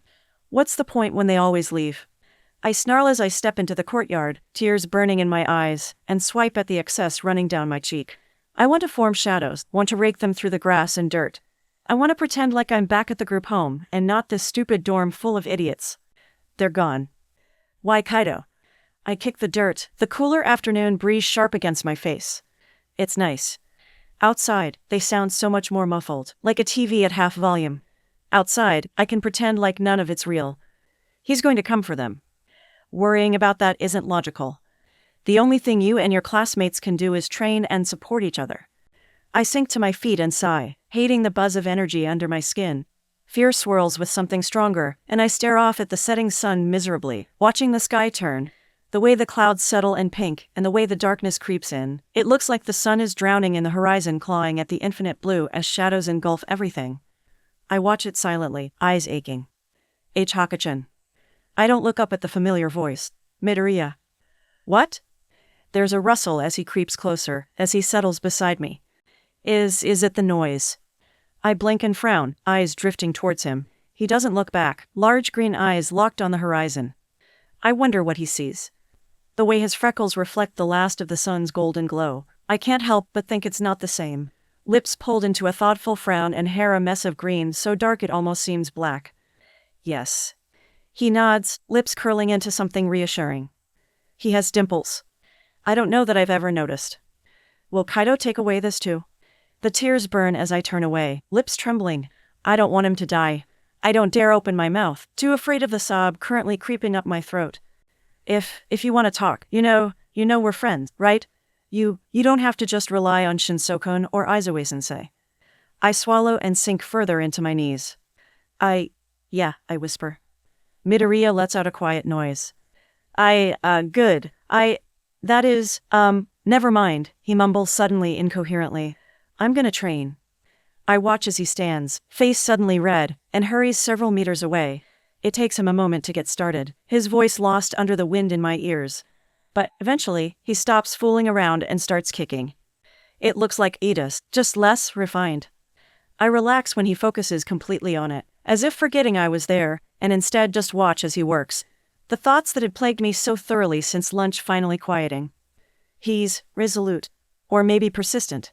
Stubborn, I decide a moment later when he tries a kick Yamada-sensei would have fussed at me for. His form is terrible. You need to keep your back straight, I correct him after his fourth attempt, unable to stop myself. He nearly falls over, and I crack a smile as he immediately erupts into mumbling. Roman 3 do. I nod and watch him try again, back straight, but strung so tight that he looks ready to break. I wonder if I should say something. When he tries again and still fails, I reluctantly stand. Like this, I tell him, walking closer and taking up my stance. I go slowly, the way Yamada-sensei would, and exaggerate all the parts he's missing. When I finish, I wait for him to try. He stares, and then jumps with a start when I raise my eyebrow. Sorry. I manage a small smile. He flushes, and then does the kick again. When he follows through and stands, he blinks in surprise. I'm not really sure why. Yamada-sensei's a great fighter. That was better, he turns and grins, expression lighting up in boyish delight. Thank you, Hoki-chan. Rin, I correct, moving back to my spot. I sink back down, but this time later. I watch quietly as he practices the moves, making short comments every once in a while, and watching curiously as he accepts and uses them. By the time Sensei texts me for dinner, I almost don't want to leave. Strange. I looked at your hero drawing, Sensei says later that night at dinner. The design isn't bad, but you will need to take into consideration the material of your uniform. The first time you put in for your hero outfit, you were written as having a shadow quirk. I've already updated it in the system, but your selection of fabric will now be limited to those that are more tear-resistant and fire-retardant. You'll burn away your clothes otherwise. I blink, and he scratches his whiskey chin with a sigh. Like I did in the forest. He frowns immediately. Yes. Bakugo gave me his shirt, I tell him quietly. Sensei nods, though he looks no happier. I'm aware. It doesn't change the fact that you are more limited in options. Most fabrics that are fire-retardant are thicker and more expensive. Not all, but most agencies that support you tend to cut costs by providing you with tighter fits, especially for females. Your support company is notorious for it. If you order baggy pants, they will send you something that looks more like Hizashi's. I pout. That doesn't seem right. Why? Most believe that creating sexier images will attract more individuals. I'm not really sure why you picked them to support you anyways. Their ratings were mediocre at best, and they have a history of creating defective products. I just checked a box, I admit, shrugging. Sensei looks less than impressed. Of course you did, he scowls, pinching his nose. Did you even put any thought into your uniform? No. Not really, I mumble, rubbing my neck. I'd really just checked off some boxes, marking that I wanted it dark so as not to seriously stand out. Don't do that again. This is your career. You either need to take it seriously or find a different one. I flush, but nod, pulling at my fingers. He sighs and rubs his neck. Even if you were to have this design today, the updated uniform will only barely make it before the exams, Sensei says, finishing up his dinner. If you want, though, there are some small logical changes you can make now to make it more appropriate. Your vest, for example, will be constantly in the way of your wings if you keep it. But discarding it means you'll need an alternative to hold any miscellaneous supplies. I have an old utility belt from when I first started hero work that should fit you if you want it. I blink in surprise. Your old belt, you, Roman 2 can wear it. Sensei just stares back. I wouldn't offer otherwise. My eyes water. He scowls. Rin, it's an old and scuffed up belt. But you're letting me wear it. Sensei looks at me like I've lost my mind. It's a belt. I sniffle, lip trembling. Thank you. He snorts and rises with his plate, ignoring my sniffles to go rinse away his plate. I watch him go silently, sin full of an emotion I can't quite name. Fondness? Thanks. I love you. Is this what family is? Is this what ours was supposed to be? Have you done your homework for Chaluthusan? I shake my head, before realizing he probably can't see it. No. You'll need to finish that before you do anything else. I'll clean the dishes. Go grab some paper and get started. Yes, sir. That isn't quite what I want, but I don't argue. Instead, rising, I bring my plate over and press a kiss against his cheek before retreating back to my room. The sound of dishes rattling follows as I go, and I grab some paper and pens and a clipboard too, pushing it all together under the clip and returning to the couch. Sensei, I whine, slumping over and glowering. Come on. He snorts, sink full of suds, and turns on the water. In a moment. I sigh dramatically. You can start without me, he says dryly. But I need my pillow, I giggle, patting the couch. You promised. You have 3 on your bed. I laugh and curl on my end, resting my head on the arm of the couch and bending my knees to rest the clipboard there. I write across the top goals. And then I stare, mind drawing a blank. Each day, I would like you to dream of things, no matter how outlandish, and record them each night. Do you wish to fly? Write it down. Do you wish to go bowling? Create your list. Try a new recipe, learn a new move, develop a new skill. There is no limit. It is not the quantity that matters, but the quality of these dreams. Find things important to you, that is what matters. A new recipe? I pull out my phone, smiling at Shinsu's text, and pulling up the internet. Recipes. I switch over to images and blink at the large variety of food, overwhelmed by the millions of results. Maybe something else? I clear the search and type in fighting moves. The results that appear at the top include some article titled, "The 9 Dirtiest and Most Effective Hand-to-Hand Combat Moves." I click it curiously, amused at the pictures included. The illustration of what looks like a teddy bear doing the moves making me smile. I gouge. Throat punch. Stomps to the groin or knee. I drop the phone on my scent and look curiously at Sensei. Would you teach me dirty moves? Sensei, currently rinsing out the skillet, stills, his eyes narrowing as they cut to me faster than normal. Excuse me. I scratch my cheek at his rather poignant stare. The nutcracker choke. Rin, the point of this is to come up with goals for your future. Why are you asking about dirty fighting techniques? And you already know how to do that. It's where you roll your fist in someone's neck. I make a soft noise. Oh. Rin, goals. I huff even as I wrinkle my nose. I just don't know what to put. She said something about flying and recipes, but I already have wings and I don't know what to cook. You don't eat anything besides chicken and vegetables anyway, so I'm looking up fighting moves. Midoriya was learning kicks today from Ida, but Yamada-sensei already taught me those. Sensei, why hasn't All Might taught him those kicks? I thought you said he was his teacher, but he isn't a very good one. Rin. I scowl at his warning tone and fold my arms. I'm just saying. I'm sure, Sensei says as he pulls the drain. A loud squelching noise fills the room before he runs the water and dries his hands. He sighs as he joins me on the couch, and I immediately move to lay against his thighs, smiling up at his chin. We're not discussing All Might, we're discussing you. What are your goals? I sigh and pick up my phone, typing in the Google search list of goals. Sensei grumbles and immediately plucks it from my hand. Hey. The internet doesn't have all the answers, he says sourly. Just start with things you want for your future. I don't know, I snap, annoyed that he's not getting it. If I knew I'd be done. Rin, he says, tapping my forehead with his fingers. I fight the urge to bite them. Start with the things you do know. You want to be a hero, what kind? I remember this discussion. Aunt Nimiri had mentioned it in the car on the way to the beach.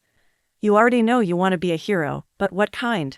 13 specializes in natural disasters. I specialize in capture. Shadow works alone as an underground hero, and Hizashi does just about everything. You're an underground hero, I say, thinking back to Aunt Nimiri's words. Yes, Sensei replies shortly, fingers automatically moving through my hair. Then I want to be like you, I tell him decisively, leaning back to stare at his chin. That isn't how this works, Sensei huffs, though I don't miss his small smile. It makes something in my ch flutter and warm. You need to consider the different aspects of each and decide which one fits you better. Analyze your own strengths and weaknesses. I glower. You know, she didn't say anything about doing all this, I tell him sourly. She only asked for a list. A thoughtless list is a waste of paper and time, Sensei says in his teacher voice. Now tell me your strengths. I don't know. Aren't you the teacher? Shouldn't you know it? Of course I do. But this is your assignment, not mine. I'm giving you a logical way to come up with these items. Now stop stalling and answer the question. I roll over, annoyed, and press my ear to his thigh. I'm not as strong or fast as Shinsu. Strength's Rin. I don't know, I can destroy things. That's one, Sensei says. When he stares at me patiently, I groan. Sensei, I try again. I really don't know. He sighs, how rude, with fingers still dancing through my hair. You are powerful, easily one of the most powerful in your year, he says flatly. In terms of raw power, you are matched with Todoroki and Bakugo. However, unlike both of them, your quirk allows you more flexibility. You have access to shadows, flames, and light wings, which each gives you secondary benefits, such as maneuverability in the air or non-lethal capture. You have both long and short-ranged attacks, defensive and offensive capabilities, and a benefit of becoming more powerful as you get more emotional. In terms of categorizing you, typically, someone with your power set would be most suited as a frontline fighter, not an underground one. Frontline, I ask, not really understanding. Sensei's smile turns wiry. Like All Might. I scowl and cross my arms, expression turning thunderous. No. I said your quirk, not you, Sensei repeats, though I can hear the humor in his voice. It makes me want to growl. You've said in the past that you're more interested in protecting and helping others. There are several support roles you could do well in. There are rescue heroes for hostages, natural disasters, and villain attacks. There are support heroes who team up with others in order to provide backup, and to protect either bystanders or the heroes. If you're willing to put the work in, you could also take up a position as a healer. A healer? I ask, eyes widening. But I don't have a healing quirk. Neither did anyone else for thousands of years, he says with a shrug. Healing quirks are rare, but being able to do more than provide basic first aid in the field is a widely desired skill. It would also require extra certificates. I blink. Certificates? Sensei glowers and gives me a long-suffering look. We discussed all of this at the beginning of school, he says sourly. I flush, opening my mouth to apologize, but he moves on. Certificates are the add-ons you can apply for from the Hero Commission that give you certain rights and responsibilities. First aid isn't a hero-level course, but there are hero-leveled options that range from battlefield medicine to surgery and emergency foster care. I frown. What do you have? I ask, curiously. His expression splits into that stupid smile and I scowl. More than you. Really? I growl, pulling myself up to sit. I was just curious. There's a list of certificates available on the Hero Commission's website. They're broken down by licensing for students in training, those with provisional licenses, and professionals by field. Write it down so you don't forget, and you can research what you're interested in later. I do, quickly scribbling a note in the corner. Healing, I write below that. Thank you. We're not done, Sensei says smirking as I make to stand. Reaching out, he grabs my shoulder and pulls me back down. You can come up with 2 not hero-related items now. Seriously? But I thought I was going to research. Later, he shrugs, throwing his arm behind the couch and smirking. If you could do 2 things for yourself, what would they be? I groan and throw myself on the couch. Sensei whhhi, I drag out. He snorts, leaning forward to play with Miska, who had wandered over at the noise. You're being dramatic. I kick his arm. He catches it on reflex and then grins. And pulls. I squeal as he drags me effortlessly across the cushions. Sensei. Don't kick people. I open my mouth only to promptly erupt in loud, unrestrained laughter as his fingers attack my sides, tickling me mercilessly. SSN. Are you going to kick people? He lets me go long enough for me to gasp for breath. Yes, I snarl. He barks out a laugh, the sound strange, before his fingers return with a vengeance. I kick desperately, trying to get away, and, after several seconds, he lets me.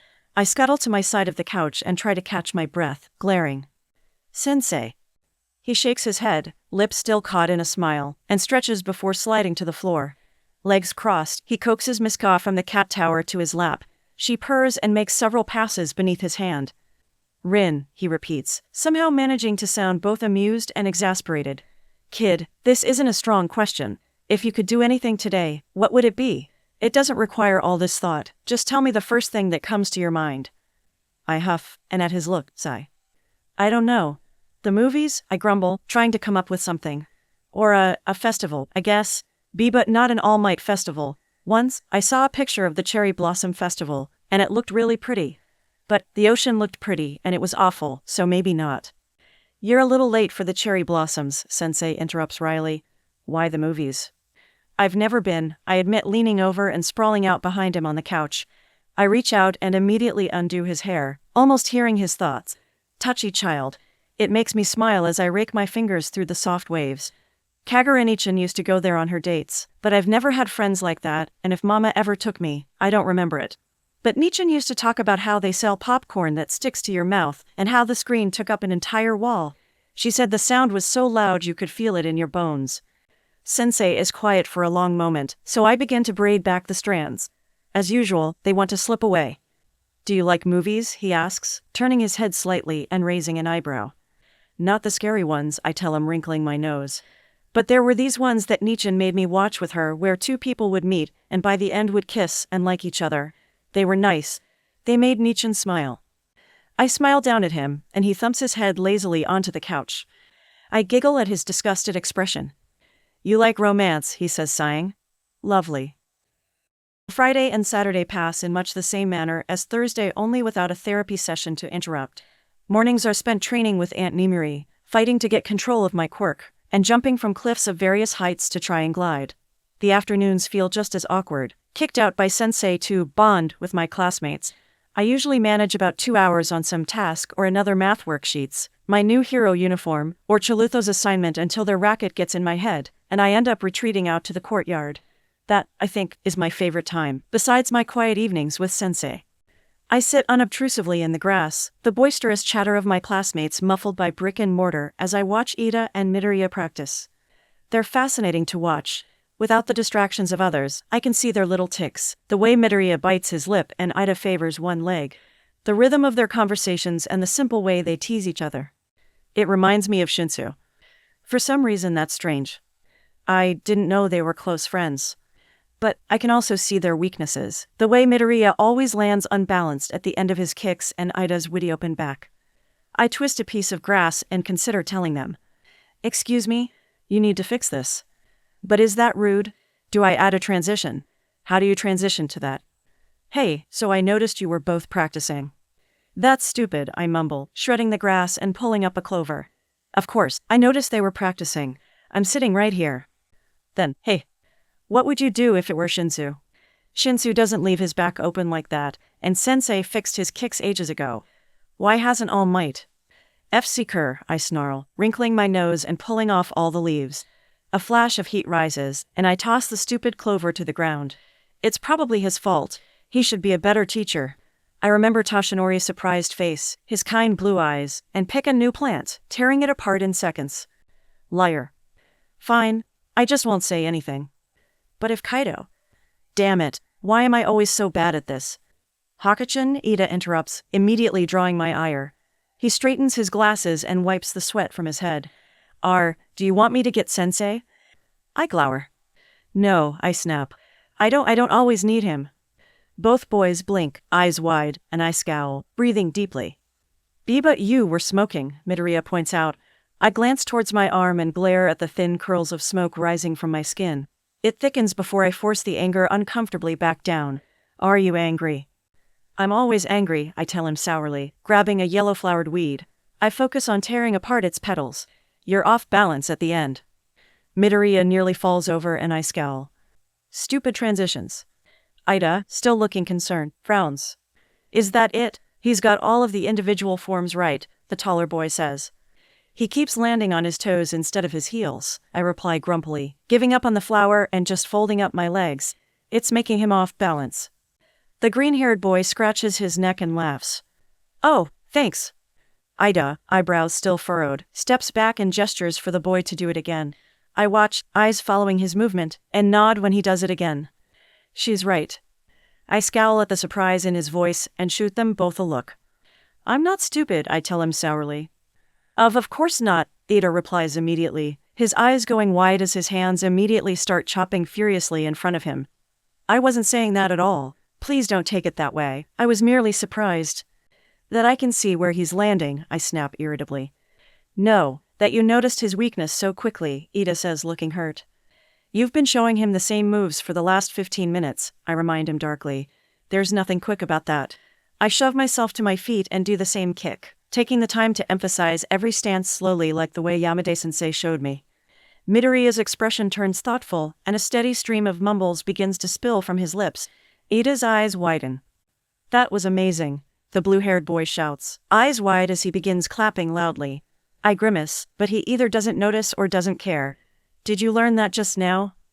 Yamada-sensei taught me, I say. Yamada. Present Mike, I interrupt, watching the confusion clear. Oh, he says, eyes watering. I understand now. Present Mike and my brother, Ingenium, worked together for a while at the same agency. I stare blankly back. Oh. I have no idea who Ingenium is or why he was working with my godfather. I make a mental note to ask Sensei about it later though. Then, not really sure what to say, I shrug and return awkwardly to my spot. Midoriya, taking this as his cue, tries the kick slower like I did. That's much better, Ida says, his mood clearing away nearly instantly as he grins. I expect him to move on, but he turns to me with that same smile, his glasses gleaming. Hoki-chan, you're such an excellent teacher. I flush and shrink, feeling my face burn at his praise. Thanks. Do it again, Midoriya-kun, and maybe Hoki-chan will help me show you a spin kick. Sunday, unlike the rest of the week, Sensei gives us the day off to rest. Which, in other words, means it's utterly boring. I sigh and stare at the bedroom ceiling, not really sure what to do. You could call Kagura. You did promise. I grimace. After nearly 2 months, I'd rather not. I know exactly how that conversation is gonna go. Really, Hellspawn, where the hell have you been? Maybe tomorrow, I mumble. You could text Minta. I swallow, not lifting my phone. What would I even say? Hey, I miss you. He doesn't want to hear that. Why would he even want to talk to you? You're the reason he has a concussion anyways. If you weren't idiotic enough to get captured, he would still be here. I breathe deeply. Kaido. I scowl and run my fingers through my hair, wishing they were Sensei's. Unfortunately, he'd left early to meet with Vlad about some sort of training exercise tomorrow. I swipe through my contacts and pause. What about Ryu? I stare at my phone, breath catching in my throat. Sensei said. I shove away any thought of Sensei and breathe deeply. Ryu would know. He always knew what Kaido was thinking. They'd been closest out of everyone. And maybe he'd have answers. I purposely don't think of the hidden folder. You don't have his number. I scowl and pull up the internet, typing in Hoki Ryu with shaking fingers. There aren't nearly as many results as there'd been for Kaido. No news reports or vicious articles, mostly just a random collection of pages. The National Quirklist Database NQD appears halfway down the screen, and I click on it half a ping. The resulting list is exhausting, with the results at the top estimating over 700,000 names. I sag. There's no way I'll ever find him in that. I click the sort button and set the last name to Hoki, the prefecture to Sector 10, and the date to today. My breath snags as I hit sort, waiting with a nervous drum of my fingers for the results. 10. My heart hammers in my CH-sin as I scroll down the list. Hoki Sora. Hoki Yokudo incarcerated. And that's it. I frown at the end, returning back to the top to experimentally broaden the search. Maybe Providence's in case he moved. The screen blanks, a small spinning dial appearing for a moment before the results appear below again. 14 hits. My mouth dries as Hoki Kaido appears. But still only 3 names. Something thick and tight rises in my throat. The only names missing. Ryu and Mama. Probable cause, heart attack. I expand it further, selecting all. Even with 80 Hoki to look through, Ryu and Mama still aren't there. Mama. Pronounced dead. I close the internet and pull up Shinsu's number. Why would someone not show up in a database? The check icon appears almost instantly. I stare at it as I wait. I don't know. What kind of database? I guess they wouldn't if they changed their name right. Like marriage. I type, ignoring the rest of his questions. Mama could have gotten married. Or moved countries. Or. I knit my brows at the strange buzzing energy beneath my skin. The emoji that appears next gives me an unnecessarily squinty look. I send a grouchy-faced one back, annoyed with the wait. These questions are weird, Hoki. If you don't know, just admit it, I respond immediately, scowling at the phone. What do you mean, if I don't know? Dude, people change their names all the time. Yes, like married, or if they don't like their parents, or get adopted or something. Why do I feel like you're up to no good? What are you doing? Rude, I text, before switching back over. I stare darkly at the filters, considering my next move. After a moment, I change the location back to Sector 10 and move the date to 6 years ago, The last year we were together. The screen blanks and my stomach clenches when 16 results appear. Hoki Ishi. Hoki Kaido. Hoki Ruichi. Hoki Sora. Hoki Yokudo. I still at my mother's name, feeling something cold and sharp ache inside me. Mama. I changed the filter and moved the date forward a year. The results remain the same, a little italic appearing beside Daddy's name. Incarceration. I move it forward again, twice more, all the same. And again I frown. They're gone. 3 years ago. Something about that. Something Sensei says wiggles in my mind. We learned that Kaido was involved with dangerous people to the last of their knowledge, but none of them have been in touch for the past 3 years. My phone rattles as Shinsu sends a third or fourth text, and I reluctantly switch over. What? I sneer, staring down at the screen. Really? Oi, are you ignoring me? I can't help but laugh at the narrowed selfie Shinsu sends from his bed. I immediately pull up my camera and send one back, sticking out my tongue and wrinkling my nose. A little check appearing almost instantly. Sorry, I type back a moment later. I was reading. About changing names? Seriously, it's Sunday. Aren't you supposed to be hanging out with your classmates? No, I type back instantly, wrinkling my nose. Sensei said today was our off day, which means no mandatory bonding. You're bored, aren't you? I flush and send him an angry face emoji. No, I'm busy. Oh, so you don't want to hang out later? I sit up in excitement, nearly squealing. With everything, I hadn't seen him more than just in passing all week. Yes, we should hang out. I can make time. Lol, he writes back, and I know he's laughing at me. A moment later, my phone vibrates with another message. That means you can't get grounded, so stay out of trouble. I smile, CH St. Warming, and send him a quick, okay. Backing out of the messages, I open the ones from Guardian. Can Shinsu come over tonight? For like dinner or something. Can I cook? The message is instantly read, but I don't hold my breath for a reply. He's terrible about responding to anything not essential, as he'd call it. Instead, I switch back to the database and scratch my chin. The excitement at spending the afternoon with Shinsu's still warm in my CH scent. Maybe you changed your name, I mumble, deleting out Hoki and keeping the date and prefecture. I can't search by first names, so instead, I leave it blank, wondering how many quirkless people really live in the area anyway. I hit filter and sigh at the 32 pages of results.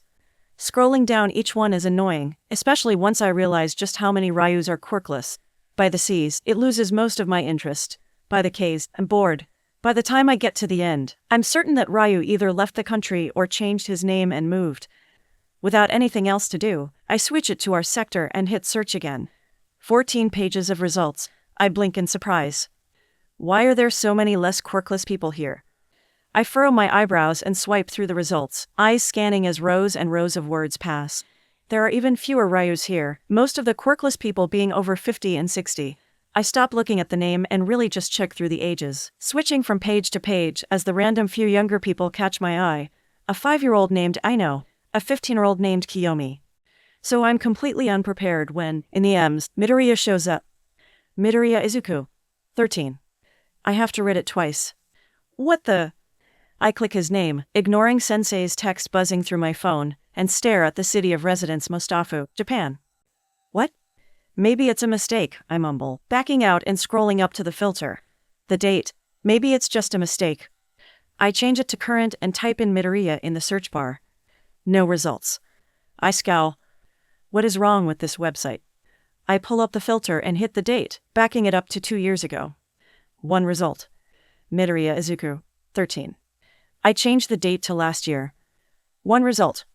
Midoriya Izuku, 14. I switch it to current and scowl. 0 results. What the FCK? I wander around the apartment, socks sliding on smooth wooden floors as my mind whirls a million miles a minute. Midoriya Izuku, age 14, quirkless. Midoriya Izuku, age 15, not. 3 years ago, Hoki Ishi and Hoki Ryu were quirkless. Now, they're gone. Why? What did any of this even mean? Did they get quirks? Did Midoriya? Midoriya had a quirk. I'd seen it. No ordinary person could catch someone falling from a cliffside. And I'd seen him at practice, destroying fingers as he exploded power. But nobody gets quirks at 14. Mine had shown up at 3. I pull out my phone. What's the latest someone gets their quirk? The answer appears near instantly. Usually around 5 or 6, though some rare cases have appeared at 8 or 9. I snarl and shove the phone back into my pocket. Just go ask. I don't bother with shoes. Nobody wore them in the lobby anyways. Instead, I shove open the door and leave, that strange energy buzzing just under my skin. What did it mean? I shuffle into the lobby, the feeling so habitual now that I don't even really think about it. My eyes scan the room, taking in Momo reading on a couch, Kirishima and Siro playing the game system, and the quiet sound of chopping in the kitchen. Only Bakugo and Muscle Sato could cook food quietly, so it was probably one of them. No Midoriya in sight. Hey Rinchin, Kirishima calls distractedly, twitching as he leans left and then right, clearly focused on the game. Beside him, Siro does the same, his own muted hello following after a distinct pause. Hi, I mumble, lost in thought. Do I go to his room? Would that be weird? Do I ask? Do I text him? When you have something important to say, you say it in person. No texting, I grumble as I cross my arms and scowl. Huh? You say something? Siro asks, leaning forward and making a face at the TV. His character, a blue ninja-like figure, jumps around the screen as a red one chases after him, shooting red bolts of power and doing an unrealistic number of kicks. Have you seen Midoriya-kun? Yeah, I think he went out with all might. I breathed deeply and let out a loud puff of air angrily. Of course, he did. Damn. Siro and Kirishima both twitch, before Kirishima lets out an excited yell as he manages to win the match. He grins widely and Siro makes a face before turning to me with a raised eyebrow. So you and Midoriya a thing? He asks suggestively. I blink. A what? I repeat, eyebrows furrowing. What do you mean a thing? What kind of thing? Kirishima flushes and laughs. Ignore him, the redhead says, leaning against the back of the couch. You need help or something? I take another deep breath and sigh. No. Yes. I had a question. Kirishima nods, scratching his chin. I mean, I don't know when he'll be back, but you can hang out with us while you wait, he suggests, gesturing towards a spot between them on the couch. Siro nods and I consider it for a moment before shrugging. Okay. Neither boy seems particularly prepared when I drop between them, but I ignore it. Pulling my knees to my Saint, I lean into Kirishima's warmth. He makes an almost strangled noise, reddening. Did you want to play? Siro asks, his grin extra wide. I have no idea why. No thank you, I mumble. I don't know how. You could learn, he offers, but I shake my head. With so many thoughts swirling through my head, I doubt I'd be able to concentrate. Mama. Ryu. Can quirks just appear? I remember the doctor's drug, the way it swam through my system and dulled all my senses, the way my shadows and quirk wouldn't come. Could it be like that, but opposite? The two seem to accept my silence and start up another game. As they play, I can't help but relax, their chatter chasing away my circling thoughts and their game drawing my attention. The blast of lights distract me again and again. I can't help but frown as their characters do nearly impossible feats of martial arts. After another round, this time with Siro the winner, I can't help but blink when a controller is shoved in my hand. You try, Kirishima says. I make a face. I don't know how to play. I'll go easy on Ja, Siro says, and I scowl at him. I twitching. My stomach twists as the rising desire to win replaces my confusion. I snatch the controller closer. If we were really sparring, you wouldn't. What are the buttons? I growl, turning immediately to red. He laughs. Hell yeah, that's the spirit, he shouts, pumping a fist in the air. It takes several minutes for him to explain them, and a few more for me to get used to moving the controller. But when the game starts, I don't hesitate. Hesitating gets you killed. I rush forward, my person a flurry of movement as he charges. Ha, you play just like you fight in real life, Siro laughs, jumping over me and falling behind. I glower and push the person to crouch, letting his ridiculous-looking kick fly over the head before jumping up and crashing into his head. He shouts, falls over, and I manage 3 quick stomps, stealing a good fourth of his health bar before he jumps up and kicks me across the screen. I shake out my hand and race back, accidentally kicking instead of punching. He was expecting the punch, so it hits, and I slam the button 4 or 5 times before jumping back at the last second. The red bar shrinks further. Damn, Rinchin, is there anything you're not good at? Kirishima cheers. You're making him go all out, and this is only your first time. I can barely focus on him and the screen at the same time. Siro's coming at me again, jumping high and throwing out blasts of power. I don't remember how to block. I race forward. Yes, I tell him distractedly.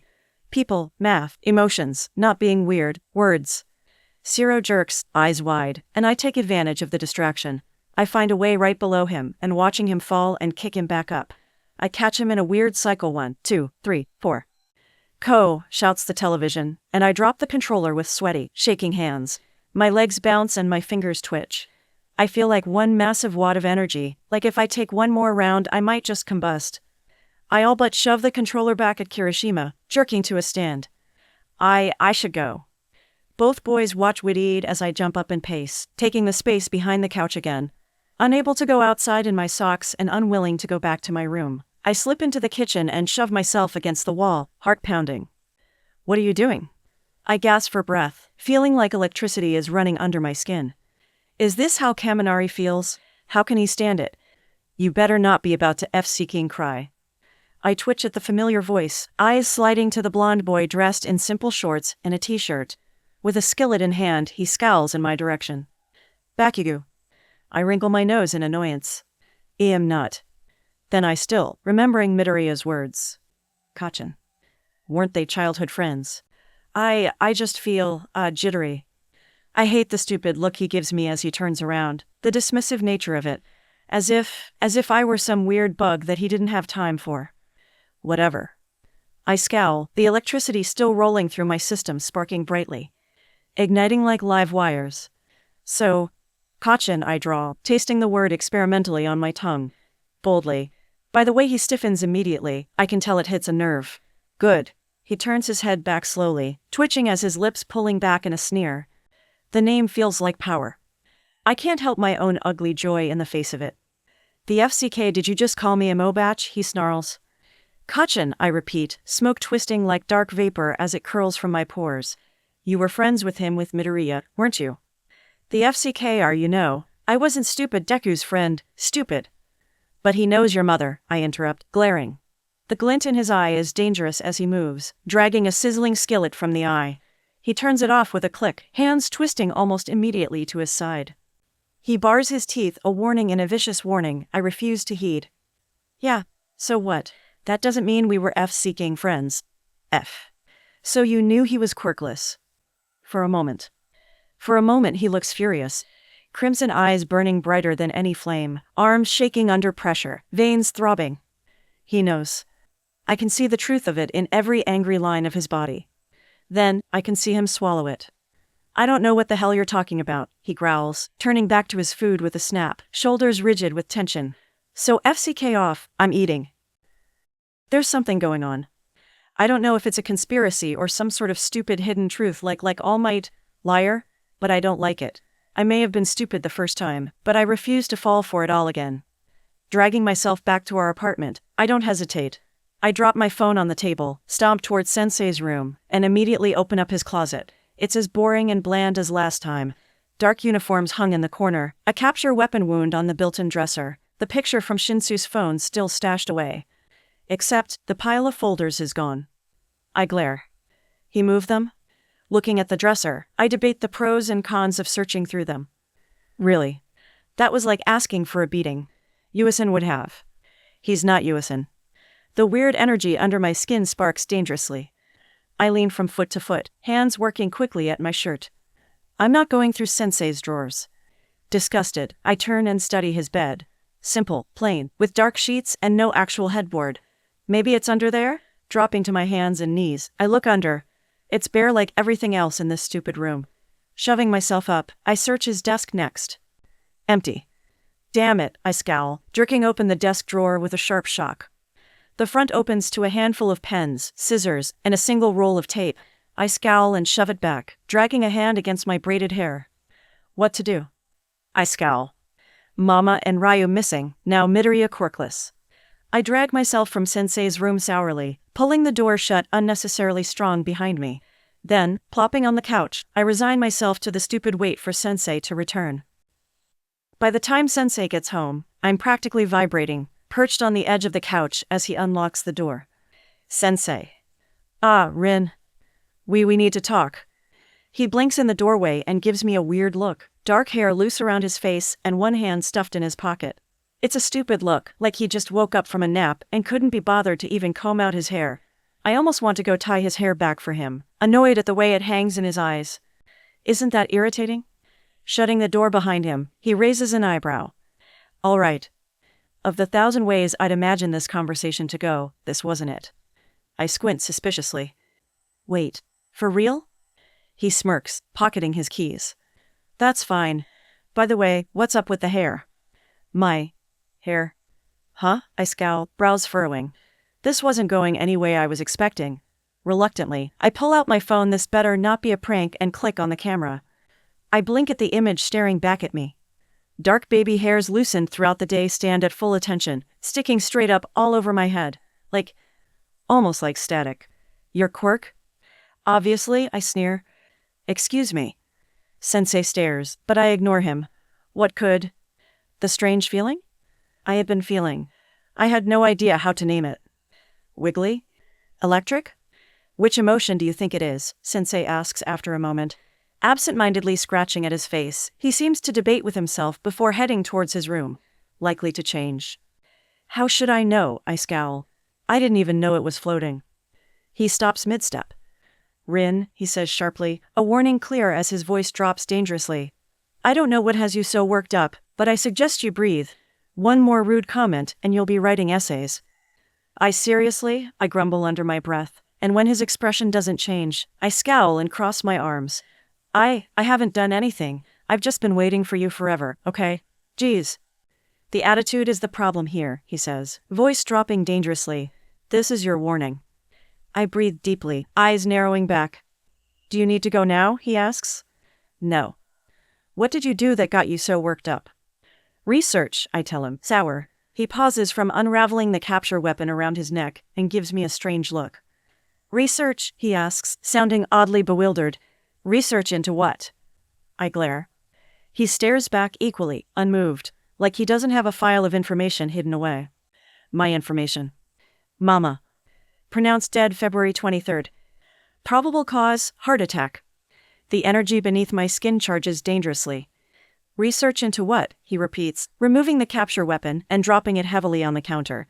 I twitch as his full attention falls on me. What is this about? Ryu, I snap, patient evaporating. My hairs stand on end as I all but vibrate, remembering the way their names had disappeared. You're hiding things. About Mama and Ryu and Midoriya. He frowns. 5 minutes. Are you f***ing serious? I close my mouth and let loose a muffled scream. Reaching to the back of the couch, I snag the blanket, unravel it into a giant mess, and cocoon myself angrily. Sensei sighs. Then, collecting his capture weapon, disappears into his room. I sit under my pile and glower. Stupid Sensei. By the time the 5 minutes are up, the strange energy is gone. Sensei, dressed in all black, also returns. Do you not own any other color? I scowl from my pile. Sensei, still frowning, narrows his eyes. Do you need more time? No, I answer shortly, dragging myself out from the blanket and letting it pool around my shoulders. You promised to talk. I did, he says flatly, moving to the kitchen immediately. And you can start with how and why you were researching your brother. I glare. No. Sensei, who had moved to wash his hands, stills. He shuts the water off with a click. In seconds he's in front of the couch, squatting at eye level, his dark gaze meeting mine squarely. Close enough I can smell his detergent. Close enough I can see the dull red veins in his eyes. Do you need a reminder of the house rules? I open my mouth and close it right after. No, I manage. Then what is your problem, he says, voice dropping dangerously. I left this morning and you were fine. Do you need a sitter? Can you not entertain yourself for 2 hours without working yourself up? I splutter. WIN no.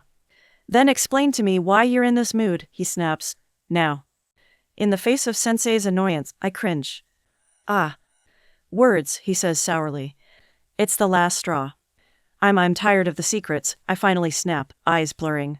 I'm tired of not knowing anything. I hate it. I hate Kaido. How could he? He killed them. He's Asp is my f-seeking brother. He killed all those people, and it doesn't make any sense, and I don't understand. And I just wanted to call Ryu. I just wanted to ask him why, but he's not there. He's not there and Mama's not there and Midoriya f-seeking is, and I choke on the emotions, words running dry, and let out a frustrated sob. Sensei, frowning, reaches out. Hand curling against my head, I press into it fervently. It's not fair, I snarl, scrubbing at my eyes, something hollow opening in my saint. Why couldn't it be anyone else? Why Kaido? Why not anyone else? Ryu or Sora, or even Mama I could understand. HHHE. But Kaido. Sensei sighs. Rin. The arm on my head pulls, and I tumble helplessly into him. Head pressed again, the fabric on his saint, fingers curling into the thick material. His arms wrap around me loosely, comforting in a way that aches. He loved me, I whisper into Sensei's saint, snot intermingling with tears. He was the only one. Rin, Sensei says, voice low and graveled, sounding more tired than I can remember. Twisting, he pulls me with him, adjusting us both effortlessly until we're sitting on the floor. Stop. Breathe. I suck in a raspy breath and sob. Your brother is sick, Sensei says, hands steady as they sweep through my hair. And he isn't the only one that cares. They didn't try, I snarl, eyes squeezing shut. I wrote them daily. They didn't even try or contact or get me. An arm squeezes me closer. They wouldn't have been able to, he says softly. Sucking in another raspy breath, I push away. Sensei lets me, staring back seriously. What? I manage? WI? There are laws against it, he says flatly. Nearly 30 years ago, a quirkless couple tried to raise a child with a fire quirk. The kid had a tantrum and ended up severely burning both parents, hospitalizing them. The child ended up later becoming a powerful villain, and a lot of people blamed his childhood. It caused a rise in anti-quirkless sentiment, which later led to quite a few poorly done studies. The familiar baritone of his voice soothes as much as his hand, and when he pauses, I sniffle and catch my breath. What happened? The studies, despite their extreme bias and poor methodology, showed children raised by parents without quirks were more likely to end up in the criminal system, have mental health problems, and be unproductive members of society. I think of my brothers, of Ryu who had been in fights constantly, of Kaido who had become a villain, and Sora who was now drinking. Sensei's thumb moves under my eye, and I look up when it swipes away the tears there. They were right. They were not, he says, his rough thumb swiping beneath the other eye. They measured a rapidly declining population and compared it against an exponentially increasing one. They didn't take into consideration the financial, emotional, and psychological constraints a person without a quirk would face. Constraints. You mean discrimination, I say quietly. Yes, he says, nodding. The laws enacted from those studies made it impossible for anyone without a quirk that had a criminal record or lacked a job to be able to apply to have you returned. Your mother would need to either remarry or amass a ridiculous sum in order to prove her own financial stability. What about my brothers? There are so few quirkless children that the general practice is to return them if a relative can show financial stability. A person's criminal history is generally not taken into account. Ryu managed to get custody of Kaido approximately 3 months before things fell apart.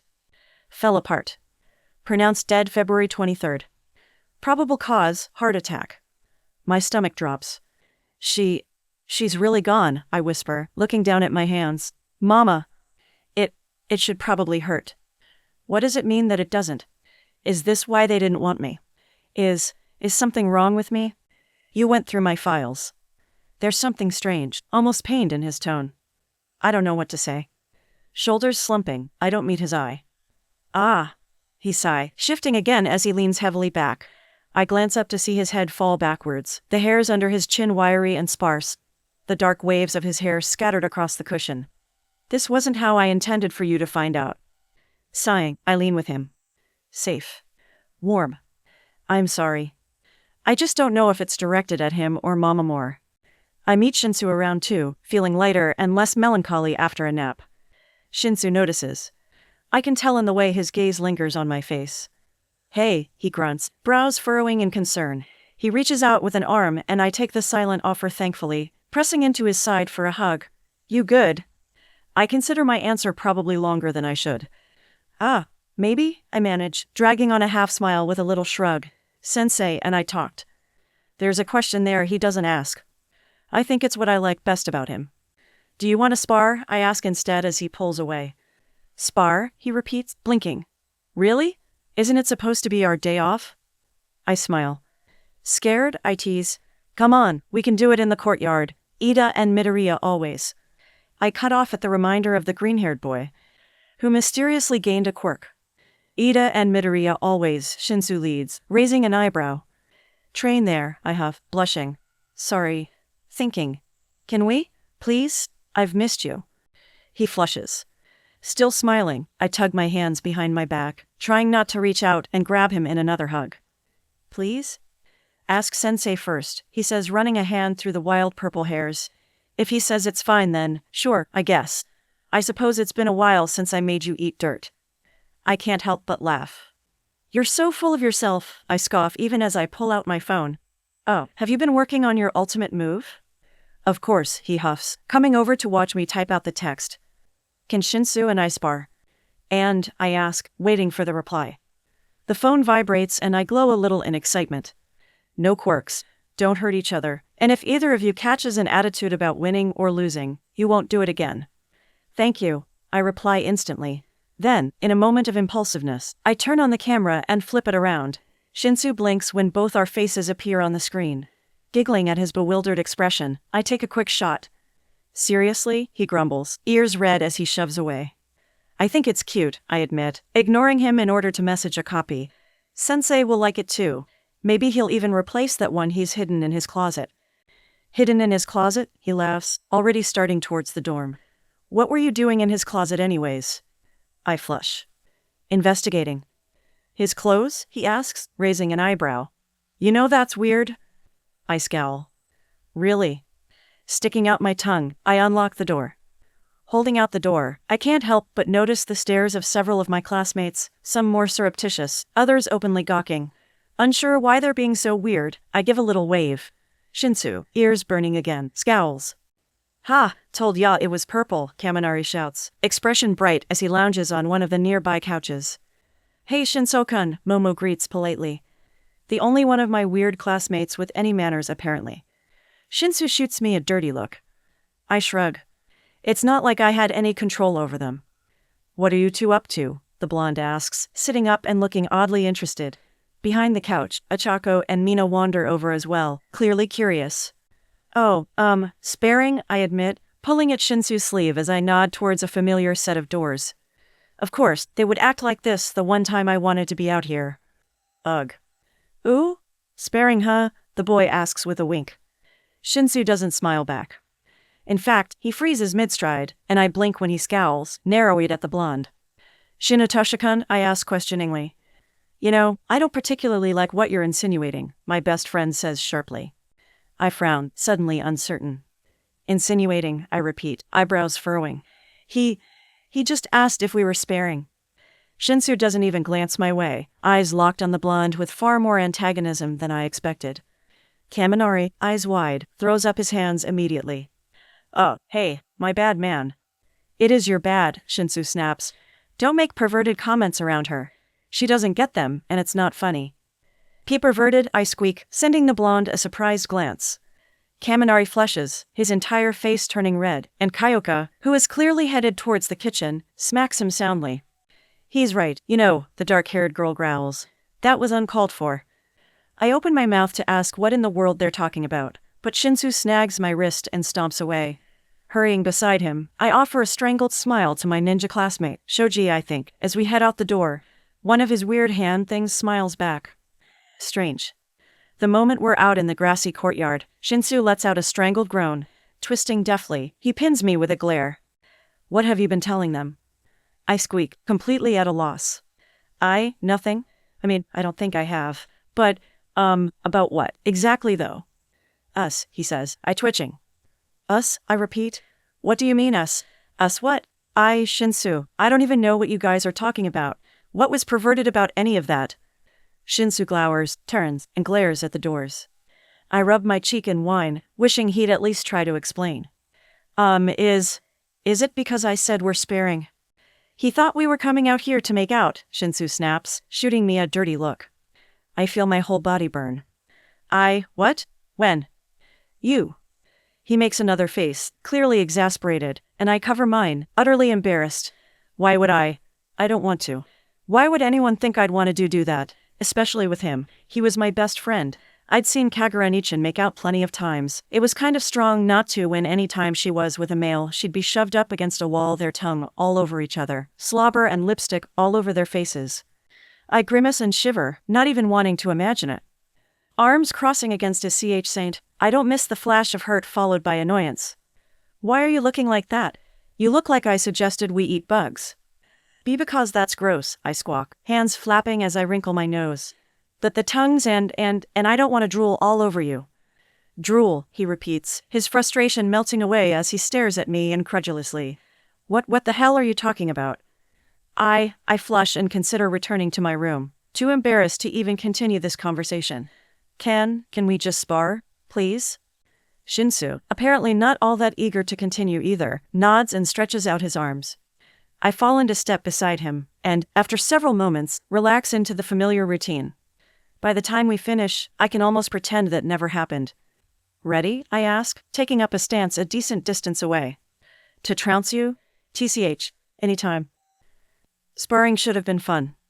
Would have been fun if not for my obnoxious classmates. 20 minutes in, and they seemed to forget how a window works. Staring at both of us, Shinsu had quickly changed his mind and decided to leave. Toru probably just forgot she was wearing clothes, I think sourly, stirring the vegetables in a skillet and listening to them crackle. It wouldn't have even been so bad if I hadn't really been looking forward to it. Sparring with Shinsu was fun, like shaking off shackles where I could laugh loud and hit strong and know he could dodge it. Sensei, picking up on the mood, raises an eyebrow as he sets the table with dishes. I slump in my seat, eyes half-lidded. So much for my good mood. The way he smiles back does not help. I'm thankful, though, that it's not his stupid grin. You want to talk about it? He asks when I finally turn off the stove, and we both sit down. What's there to talk about? I huff, reminded bitterly that I still needed to ask him about the mystery of why Midoriya was in the quirkless database. My classmates are stupid. And weird. And are you ever going to talk to Toru about her nakedness? Rin, that's none of your business. So I suppose Midoriya isn't either, I ask him sharply. Probably not, he offers, taking a bite. Is he running around naked as well? I can't even glare, unable to stop my own amusement at the idea of Midoriya mistakenly thinking himself invisible. No, I snort. But it still doesn't make any sense. Why was he in the NQD? Sensei pauses, food halfway to his mouth. What? He asks flatly, expression twisting into bewilderment. The NQD, I repeat, not really understanding his surprise. Did he not know? The National Quirkless Database, do you think they have a shot like the one that the doctor made? Except, I don't know, opposite? The other option is he inherited it late. But that's really late. Do you think someone gave it to him? People can't really give quirks, right? I don't know. I don't really get it. Or maybe... Rin, Sensei interrupts, his lips slipping down in a low frown and eyes narrowing. He places his utensils back on the plate and releases a strangely irritated noise. What are talking about? I purse my lips. Wasn't he listening? Midoriya, I repeat, exasperated. He was quirkless until 14, and now he isn't. I thought you knew. How do you? He asks oddly, eyebrows furrowing. The quirkless database, I answer honestly, reaching into my pocket and pulling out my phone. It's still in my history, and Sensei frowns as he takes it, obviously noticing the multiple searches. I try to ignore the low current of discomfort that brings. I found him on accident. His frown deepens as he stares. You were trying to find Ryu by elimination, Sensei deduces, finger scrolling across the screen. He looks up, annoyed. I sink into the couch. Yeah. This was part of the research that got you so upset earlier, he asks flatly before glancing down at the phone. I cringe. Yes, sir. When Sensei doesn't say anything more, I hesitantly sink into my chair. Am I in trouble? No, he answers, clicking off the phone and slipping it into his pocket. I almost whine, but at his scowl, I hold it in. You've looked up news stories on Kaido every day, multiple times a day. I sink lower and grimace. Yeah. Did it help? Sensei asks, hand coming up to rub at his eyes. I swallow and pull at my fingers. No. Then I'm going to block his name in your search engine, Sensei says, sighing as he drags the hand down his neck. This isn't healthy, obsessing over someone so much, especially not someone who hurt you. Fine.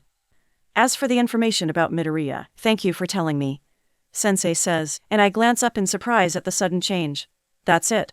I don't know how he got his quirk or how he was quirkless for 14 years without anyone here knowing, but it doesn't change the fact that he's kept this a secret for a reason. Do not draw attention to it, which includes asking random, pointed questions. There aren't any current ways that I'm aware of that allow a person to go from being quirkless to not. I stare, disappointed, down at my hands. Oh. Sensei's gaze softens. Don't look so depressed. I'll return your phone after I block half these sites to keep you out of trouble, he says with a wry smile. Picking up his utensil, he starts back in on the food, chewing thoughtfully as he considers me. Did you tell anyone else about Midoriya? I hesitate. He catches on immediately. Rin. Just Bakugo, I admit quickly, grabbing my own utensils to shovel several bites in my mouth. Sensei blinks, and I flush at the look he directs me. Midoriya said they were friends in school. So I asked if he knew him quirkless. Sensei's eyes narrow, as if remembering something. And, he asks. He pretended he didn't, but I'm pretty sure he was lying. He was super grumpy about it. Sensei snorts. Of course. How do you find all of this trouble? He grumbles half-heartedly. First the villain at the beach, Kurogiri, and now this. Is this going to happen every time I let you out of my sight?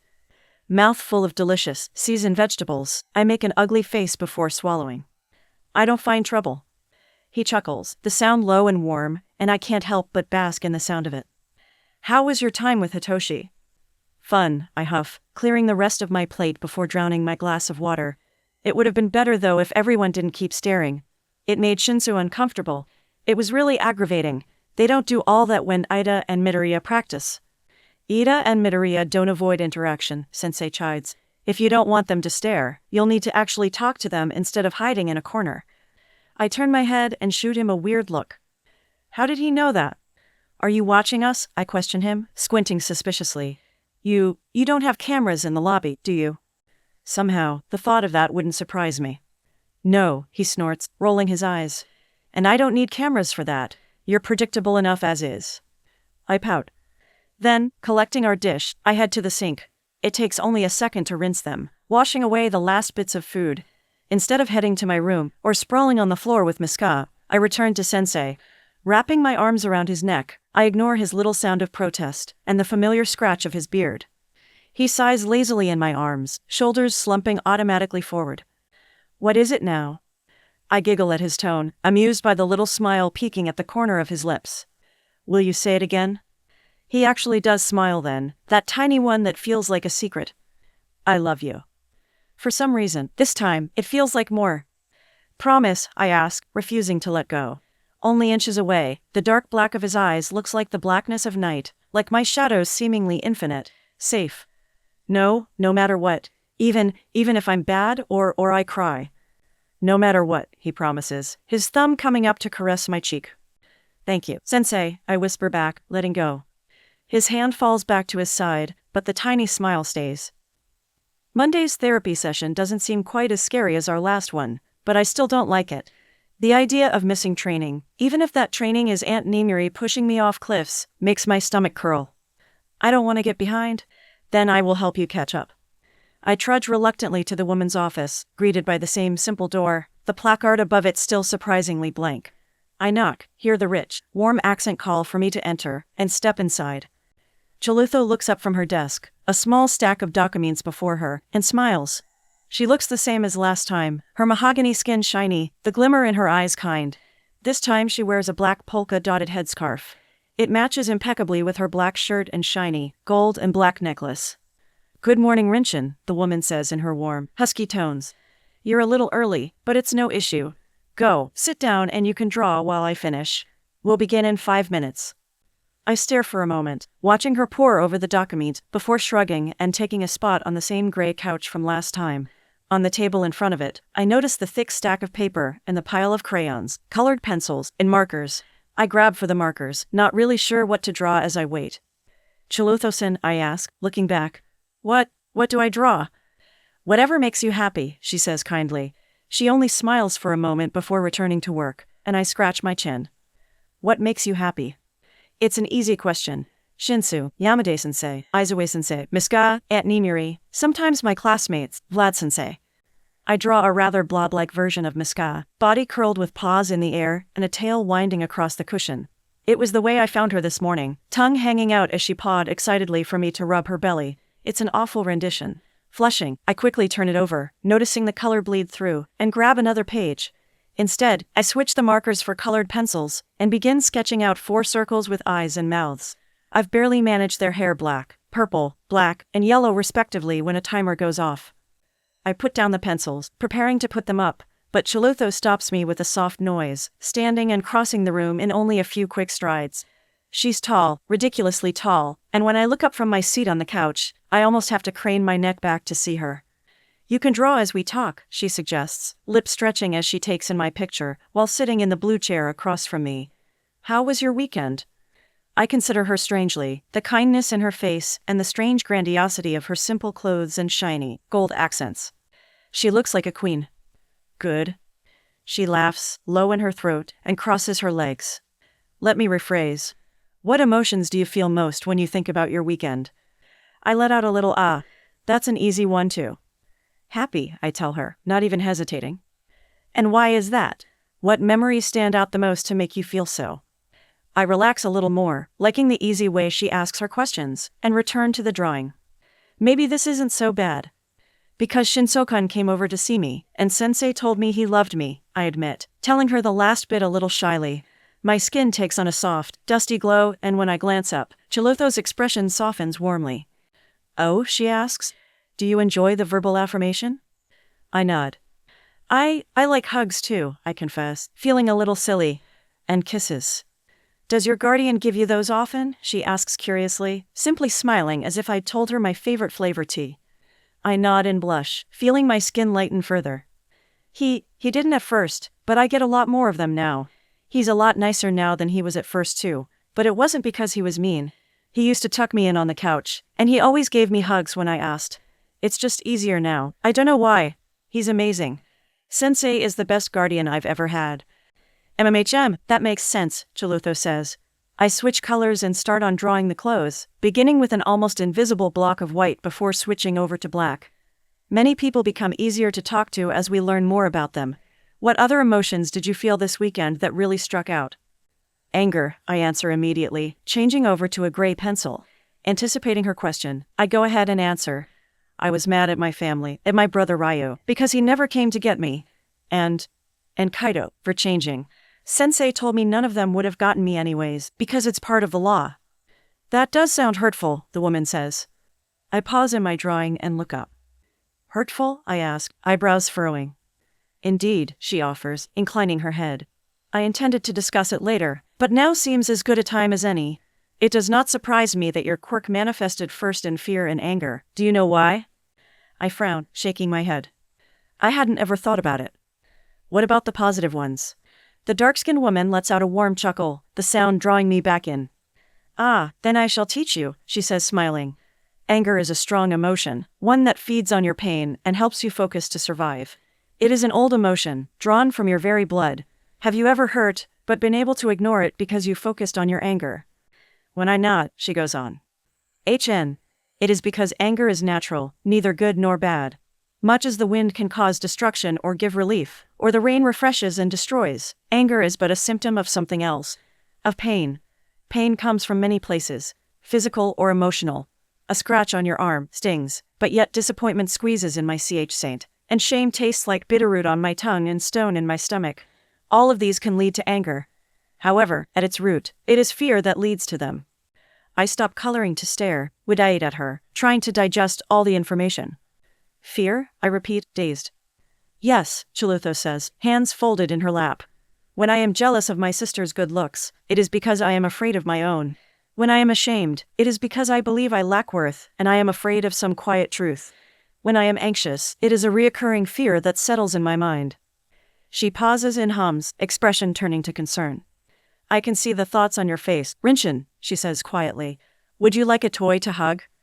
I nod, quiet, and she smiles as she stands, moving to the other side of the room. She collects tissues, a blanket, and a rather adorable, giant stuffed pig. I take the blanket and pig gratefully, drawing them both to my saint. Better. I nod. Good, she says, returning to her seat. She folds her hands and nods. You spoke that you were angry at Ryu. Will you tell me why? I nod, rubbing my thumb across the smooth belly of the plushie. He got Kaido and he didn't get me. Chalutho makes a soft clicking noise. What underlying feeling do you think the anger hid? She asks patiently. I consider it, staring down at the picture in front of me. It's only half finished, but just looking at it fills a small warm spot in my CH. What did you feel? Anxiety? Shame? Jealousy? Fear? Hurt? I offer, uncertain. And the fear? Chalutho asks, expression encouraging. What fear did their actions confirm? I squeeze the pig, eyes watering. Should have been me. Why the hell do you get to have powers when you won't even use them? They didn't care, I whisper, feeling the liquid leak over my eyes. Chalutho leans forward, reaching out for the box of tissues and hands me one kindly. I take it, gratefully, and wipe at my face hotly. They didn't love me. Ah, Chalutho says, her voice calm and steady. That is a fear, but I don't think it is wholly the one you are searching for. Why do they not love you? Why do you think they don't care? You're the monster, Rinchen. I'm going to destroy you, just like you did me. FCK heroes. FCK your stupid quirk. My stomach twists and knots itself, shadows humming beneath the surface and scratching at my insides. I take a shuddering breath, feeling the pain. I'm going to kill you. Why do you hate me? Chalutho says nothing, patient and calm. I clutch the fat pig tighter, burying my face in its snout. Roman too don't know, I sob uselessly into its pink nose. I hurt people and I robbed stores and I was the only one. And if I didn't have this stupid quirk maybe they would have cared. Chalutho makes a kind, humming noise as I fall apart on her couch, listening silently as I curl miserably around the pig and soak its plush nose with my tears. It feels like forever, the sound of her low hums filling my CH. After my breathing evens back out, she reaches over and squeezes my hand. It's warm and smoother than any hand I can remember holding. Ma'am, I whisper, feeling small and stupid after the sudden explosion of tears. You are safe, the woman says gently, squeezing again. You can cry and shout and feel here without judgment. I flush, but don't let go, burying my face back in the pig as I work to control my breathing. Chalutho releases a soft chuckle, thumb sliding across my knuckles. Your guardian has taught you well, she praises me simply. I glance up again, only to find her warm, dark eyes staring back unabashed. After a long moment, I finally do let go, and she sits back and smiles fully, waiting patiently as I wipe my face. Rinchen, this is one of your emotional wounds. Do you understand that? I nod, feeling particularly raw from only a few words. I believe it is only one of many, the woman continues, seeming to understand. Do you know what we do in therapy? I take a deep breath, Chalutho's warm scent filling my nostrils, and swallow. The emotion, still stuck in my throat, doesn't quite go away. We talk about it. In a sense, Chalutho says, smiling with some small amusement. We will talk about things, many things over our sessions. Your dreams, which I am excited to know, your successes, your failures, you. But for at least a while, we will also work together to uncover these wounds. Some of them, you will find, have already begun healing. But others, those that are particularly sensitive, may need much more work. The idea of doing this again makes me shudder. Chalutho notices and offers a kind smile without condolences. Why? I ask. Why what? Why do we have to uncover them? Because that is how we heal, she answers, eyes seeming to peer into my very being. A dirty cut becomes infected, and your inner wounds are the same. Knowing those parts of you that are sensitive, knowing what causes you pain, helps others not to hurt you on accident. But more than that, healing allows more room for joy. It makes more room for dreams and life and love. What type of hero do you want to be? The kind that protects, that helps, that never lets people get hurt. I want to be strong, I tell her quietly. I want to protect Sensei and my classmates and not make them scared. Consider your quirk, the woman says, a hand rising to her chin. Which aspect of your quirk will help you do that best? I don't even have to consider it. Black tentacles wrapped around the cashier's neck. Dark flames licking at Ida's heels. My glow, I answer, and I stare down at the pink pig in my hands, a strange sensation filling my CH. It's like when I solve a particularly difficult math problem, but different wider.